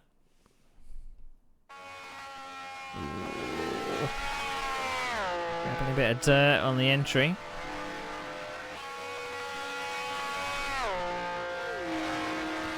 I tell you quite a morbid thing I found out either yesterday or the day before.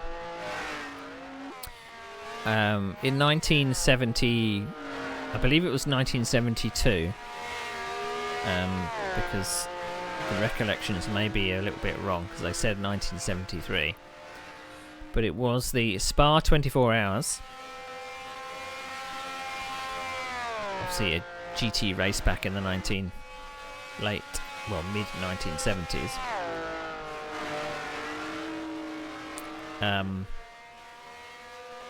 It was during the night, I believe. And I believe it was a quote from Jochen Mass. And Jochen Mass was like, be very careful.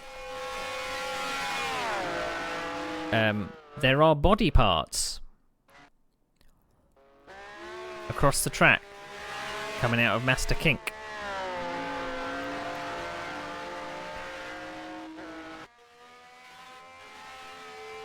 Which is pretty scary when you think about it.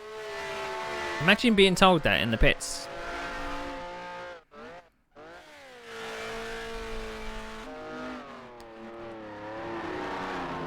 Because apparently that race in the Spa 24 Hours, a couple of drivers died. Along with a marshal, I think. Alright, we're pitting on the start of lap 5.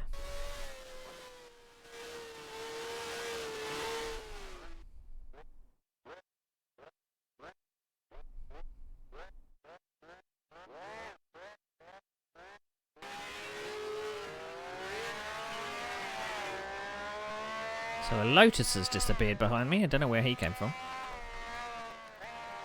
It seemed like a long pit stop.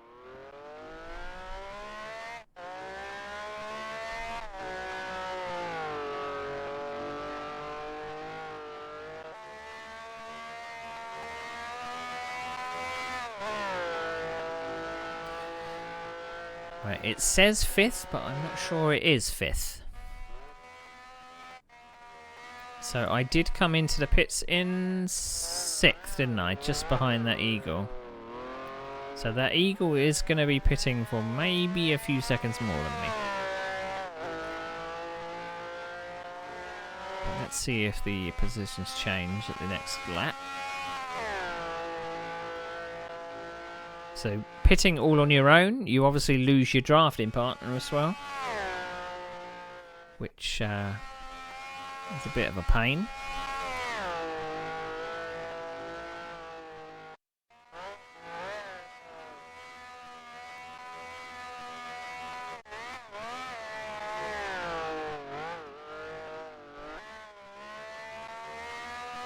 So my fastest lap time came down from a 3:21 to a 3:24. I mean, I think because I came into the pits and you basically... the finish line at Spa back then was early on. It's not down at the end. So you came around the start of the pit lane. And that's where the pit entry and the finish line is. We have a lonely race. There's a Ferrari behind me and a Ferrari in front of me. So that's a lapped car in front. That Ferrari behind me is a lapped car. It says Paul Skingley. I think he was one that spun him behind me. So if I was going to be... if he was going to be behind me... it's probably a lap down, and I don't think the positions are correct yet. Whoa, whoa, whoa, whoa, whoa, whoa, whoa, whoa, whoa, whoa, whoa, whoa, whoa, whoa, whoa, whoa, whoa, whoa. Steady on, horsey. Steady on. You don't want to be making those types of mistakes.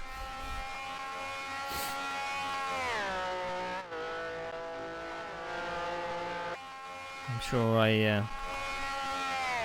needed a new pair of pants after that.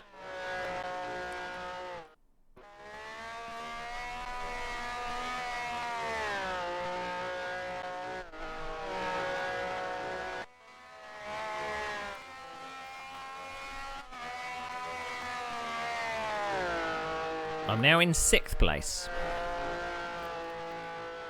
which I was before I did my pit stop. Seems a bit odd.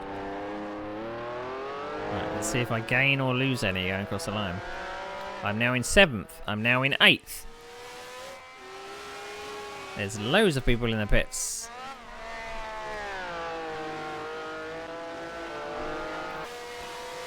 There is a Honda in front of me. Is this a Honda that has got out in front of me? It is. We've got to pass this Honda again. I passed him at the start of the race.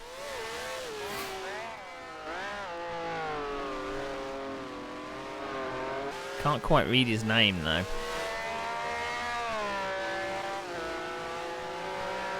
And my last lap time, because of pit stop, it says I did a 3:56. So obviously the Ferrari was heavily penalised because we're at a circuit that's flat out quite a lot.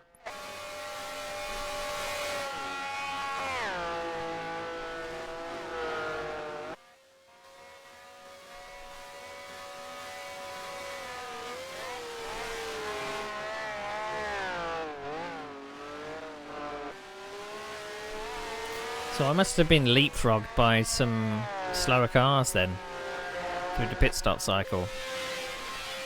One of which being a Honda.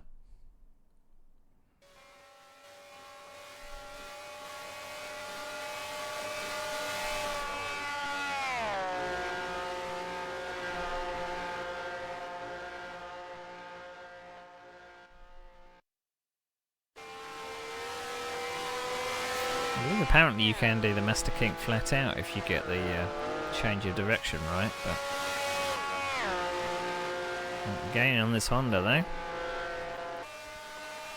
Where are we going to pass him?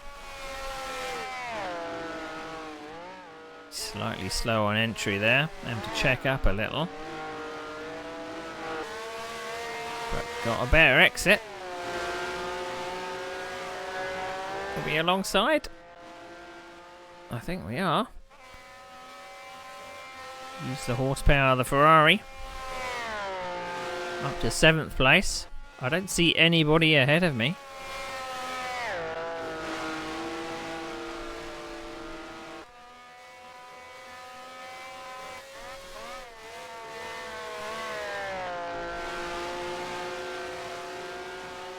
Towing this Honda along now. So, P. Boatman.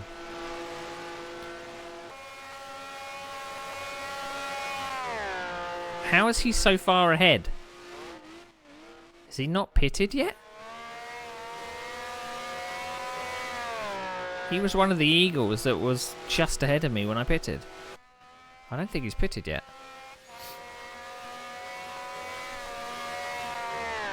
Well, we're going to take a look at the pit lane. So there's a Ferrari. There's an Eagle.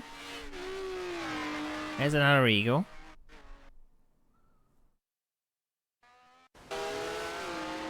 So here's me. And there's the Honda. I'm now up to 4th place. What? Make it make sense.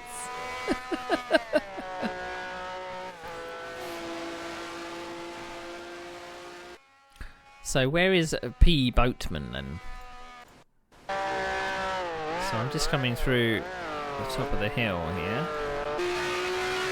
He's coming down the top of the hill. So how did he end up ahead of me? That's physically impossible. Maybe we're going to be overtaking him when he pumps it for his pit stop. This Honda is hanging on to me.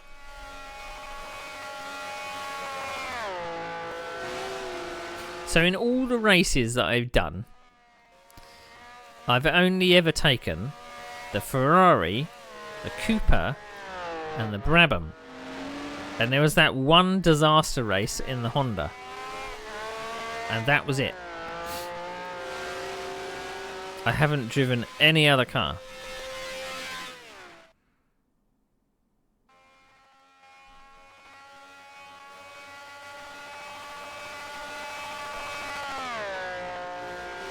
That engine is sounding a bit weird.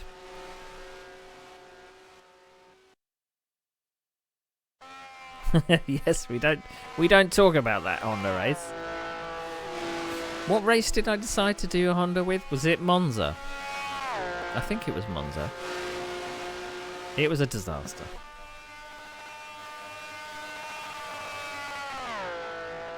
I hope that's a sound glitch.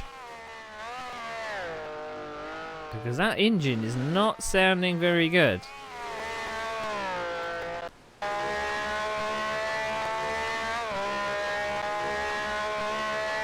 I think it's just a sound glitch.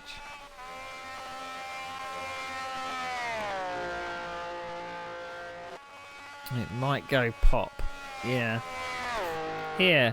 4th place. Throw that down the drain. I mean, didn't my engine go pop last time at Spa? I think it might have done.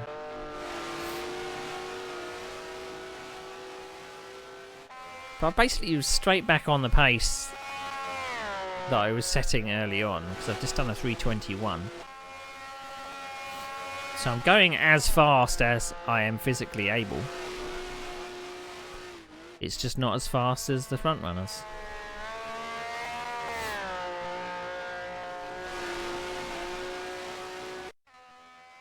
Right, coming up to the final turn. Right, that's the hairpin up there. There's an Eagle, still hasn't pitted. Another Eagle, that I guess still hasn't pitted. And a Ferrari, and that's me.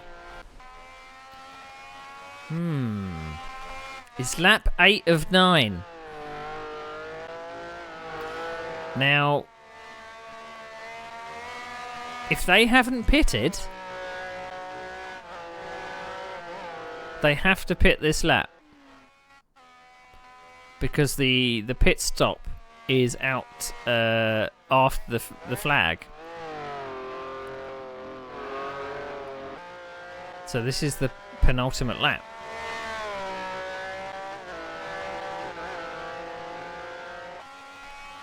So I've got... Is that Paul Skingley behind me now? It is Paul Skingley. Go away, Paul Skingley.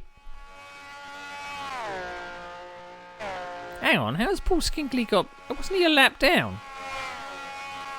No, it might have just been the positions that were screwed up. Because he's 5th. Go away, Paul Skingley. I want to keep my 4th place.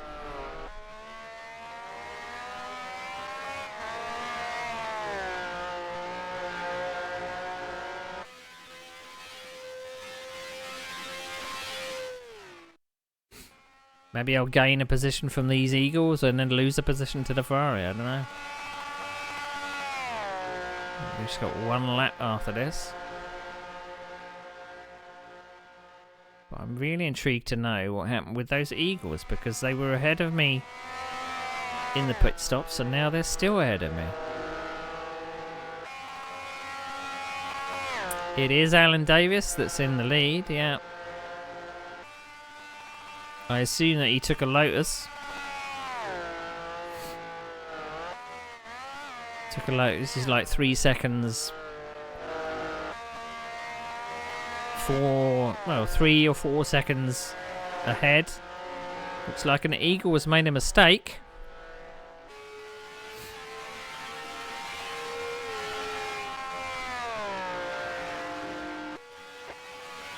That works to my advantage a little.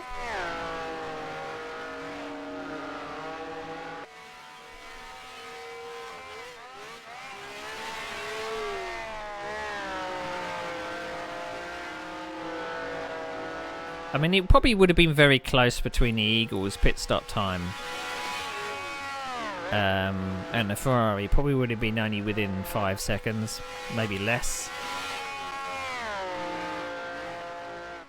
I seem to remember it. Probably like if the pit stops time of the Eagle was 25 seconds, then the Ferrari was probably 23. But I mean, considering how they were within sight of me. So, someone moving under braking there. Naughty, naughty. Right, is he pitting? He is not. Okay. I am confused.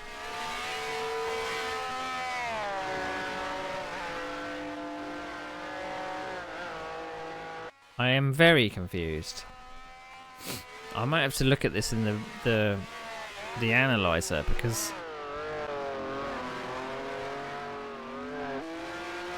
it's P. Boatman. I don't know if it's Peter Boatman, but I'm confused at how this guy was so far ahead of me through the pit stop phase, considering he was in visual range when I made my pit stop.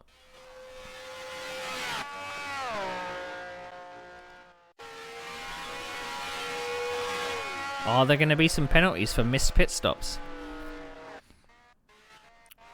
Or are they doing a Schumacher? They're thinking, oh, are we really sneaky and I'll do a pit stop after the checkered flag?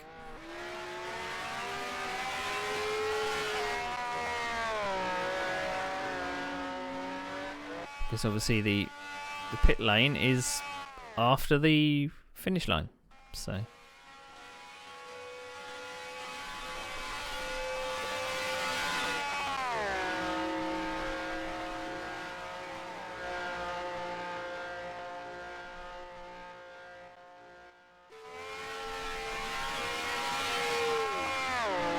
Now, I think this isn't the Eagle that I passed before the pit stop, because that was Phil Thornton, I believe.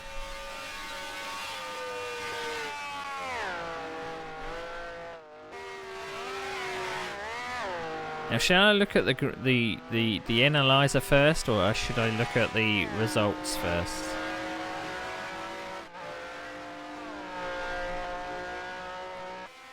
Right. Now, I'm thinking that I need to pass this guy.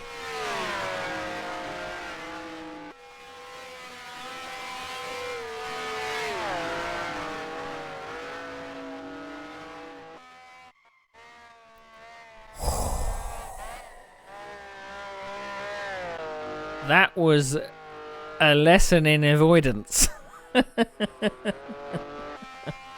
I put him under so much pressure. He was all over the road.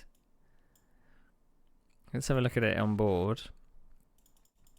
So this guy was all over the place. I did go up the inside here, and I kind of thought, well, maybe, well, could have held it. But look how much space he didn't give me. He was able to sweep around the outside. I was so... Because he was fast through that turn, he then wasn't able to get it turned for the next one, but I did. So... I think I was extremely... I do not know whether he held the brakes there. He's all locked up. So he had the possibility of spinning one way and then spinning back round into me. So I was extremely lucky.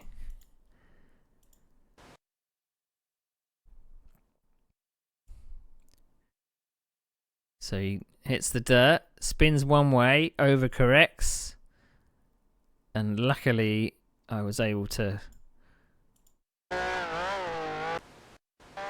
need a change of underwear, so that's a podium for moi.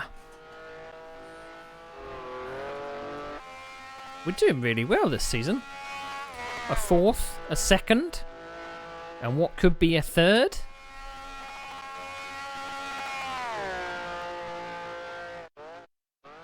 But I'm really intrigued to know what happened with these Eagles.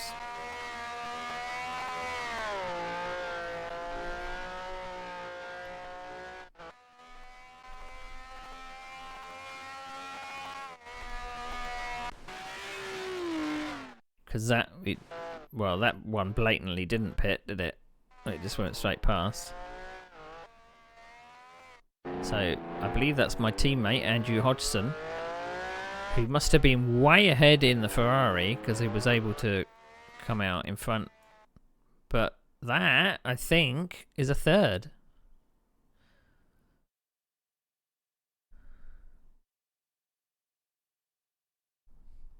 Interesting. Very interesting. Right, let's see.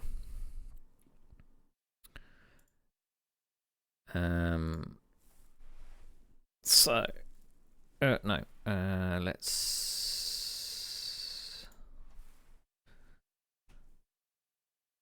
it should be a third, unless the moderator has another idea. I'm going to look at the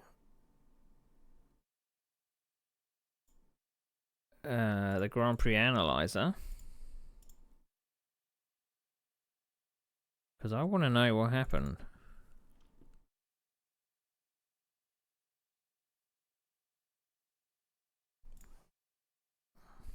Right. So, Spa.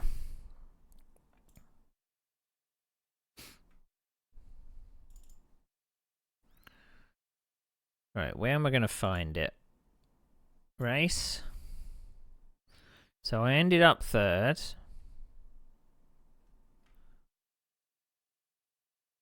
And Mr. Boatman ended up seventh. He had a podium and he threw it away.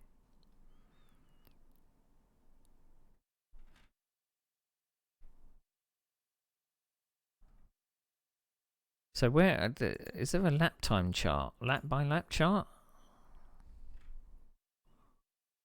No.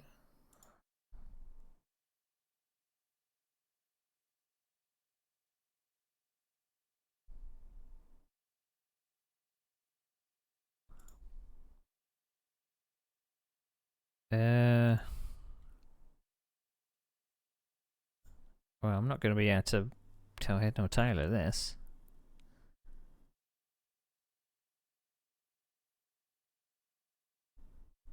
Right, so you see A. Davies, he just pulled away. He was able to pit. He slipped behind Andrew Hodgson, but was able to pass him later on. I believe I am the black. What? Where am I? I don't know which one I am. The purple one. The purple one is actually changed. It changes to black. What? I don't get that. So, where's Boatman? Boatman is yellow. So Boatman, oh, he pitted early. Look, pitted early. So if this one is me, he pitted early, and then I went all the way down, and then had to come all the way back up again. Wow. So the thing to do at Spa was to pit as early as possible, it seemed. If you were really struggling with pace, it helped not to lose as many... I don't know what happened to all of these guys here, look. All of these just dropped right down to the end of the field. It's very hard to tell.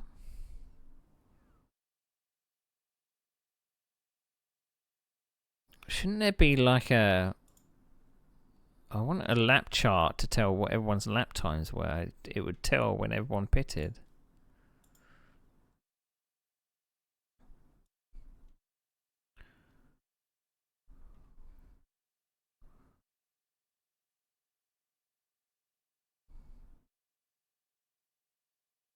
Right, so Clive...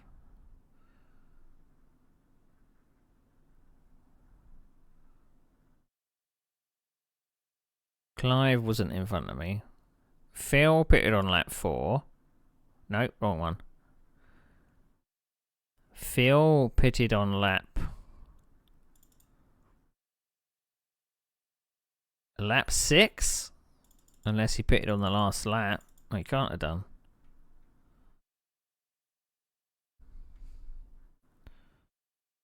Mark Stone pitted on lap 5.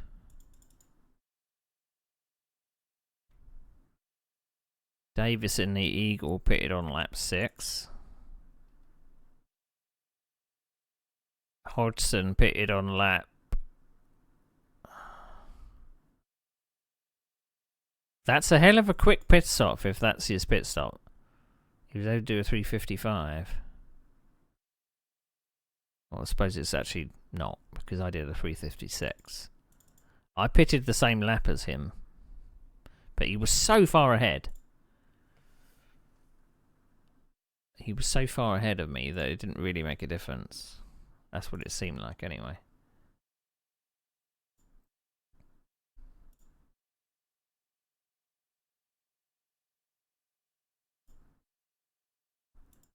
What we're looking for. Right, let's see what the moderator has to say. So I thought there was some funny business going on, but it doesn't look like there was. Okay. Last race of today. It was Alan Davis that comes away with the win. Good team result though. Oh, I'm now Team Red Things. Apparently, I'm not WP Motorsports anymore. I'm Team Red Things. WP Motorsports is my team. So, how's that work? I'm suddenly Team Red Things. I don't remember joining another team. Oh, no. I mean, Alan and Andrew started first, ended first. Started second, ended second. We did really well. Started 9th, ended 3rd. Started 10th, ended 4th. Pretty stonking drive. Boatman dropped down all the way to...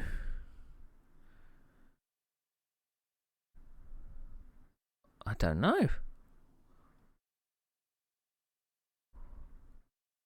He's been excluded. He's been excluded. Maybe he tried to do it. Did he try to do a Yeah, look. Unfortunately, 2 drivers failed to carry out their mandatory pit stops. Derek Howe failed to carry out a mandatory pit stop. 15 seconds added. Poor Peter Boatman failed to carry out a mandatory pit stop. Excluded. I thought he didn't pit. Even though it did look like it from the chart. But there was no way he was that far ahead, considering how far he was ahead. I mean, I passed him anyway, but I nearly got involved in an accident. So there you go. I don't know how I'm in a different team. You managed to start 18th and ended 17th in a Cooper at Spa. You were basically last, Ben. Right, the next one is the 6th of February, but we're not going to do that this time. So I think that's enough watching from now. Because what we're going to end up doing, if I can look at the replays. So that was rounds 1, 2, and 3. We have rounds 4. We miss 5, 6, 7, and 8. So we'll have to do those next time, which will be fun. Because it's nearly 5:30. So, I'm going to be back at some time tomorrow. I might do some of these in the in mid-afternoon tomorrow. Again, probably starting at 2 o'clock. I have a feeling that I might want to actually do some sim racing. I definitely I can't do any sim racing which clashes with the IndyCar race. I'm looking for a bookmark, but I can't find the bookmark. There we go.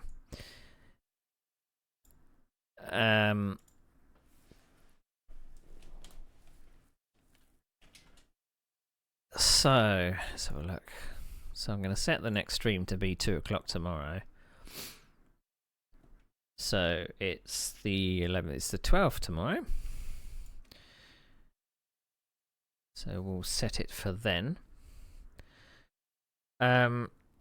So you obviously know tomorrow is going to be an IndyCar race. So I won't be streaming in the evening.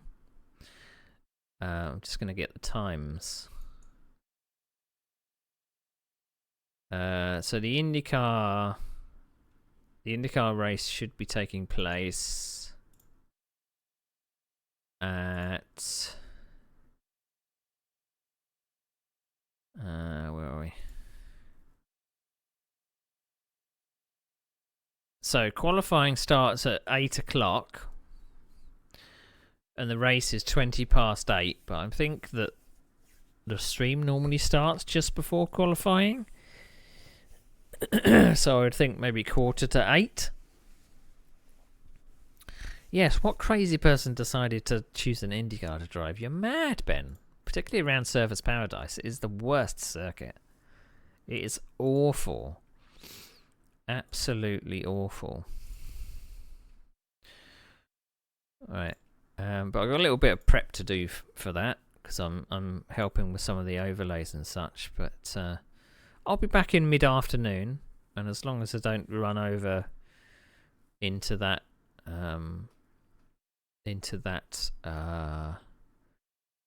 timing, which I shouldn't. It's only 4 races we've got to look at, but and if I have any spare time, I might actually do some racing. Who knew? So I'm gonna go have some dinner as well. I don't know what I'm going to have. Maybe some fish and chips. That would be nice, wouldn't it? Fish and chips. But thank you for watching. It's been fun. Hopefully I didn't think my volume levels and things were unlevel. And so someone said that I was getting drowned out by my music, but I hadn't changed any of the music levels or anything. So, confusing. Maybe I'll watch the VOD and... Well, I can't watch the VOD and do anything about it because I don't include the music in my VOD. Ha ha ha. So anyway, I'm off to have some dinner. I'll be back at the same time tomorrow, 2 p.m. UK time. So have a good rest of your evening, and I'll see you later. Bye!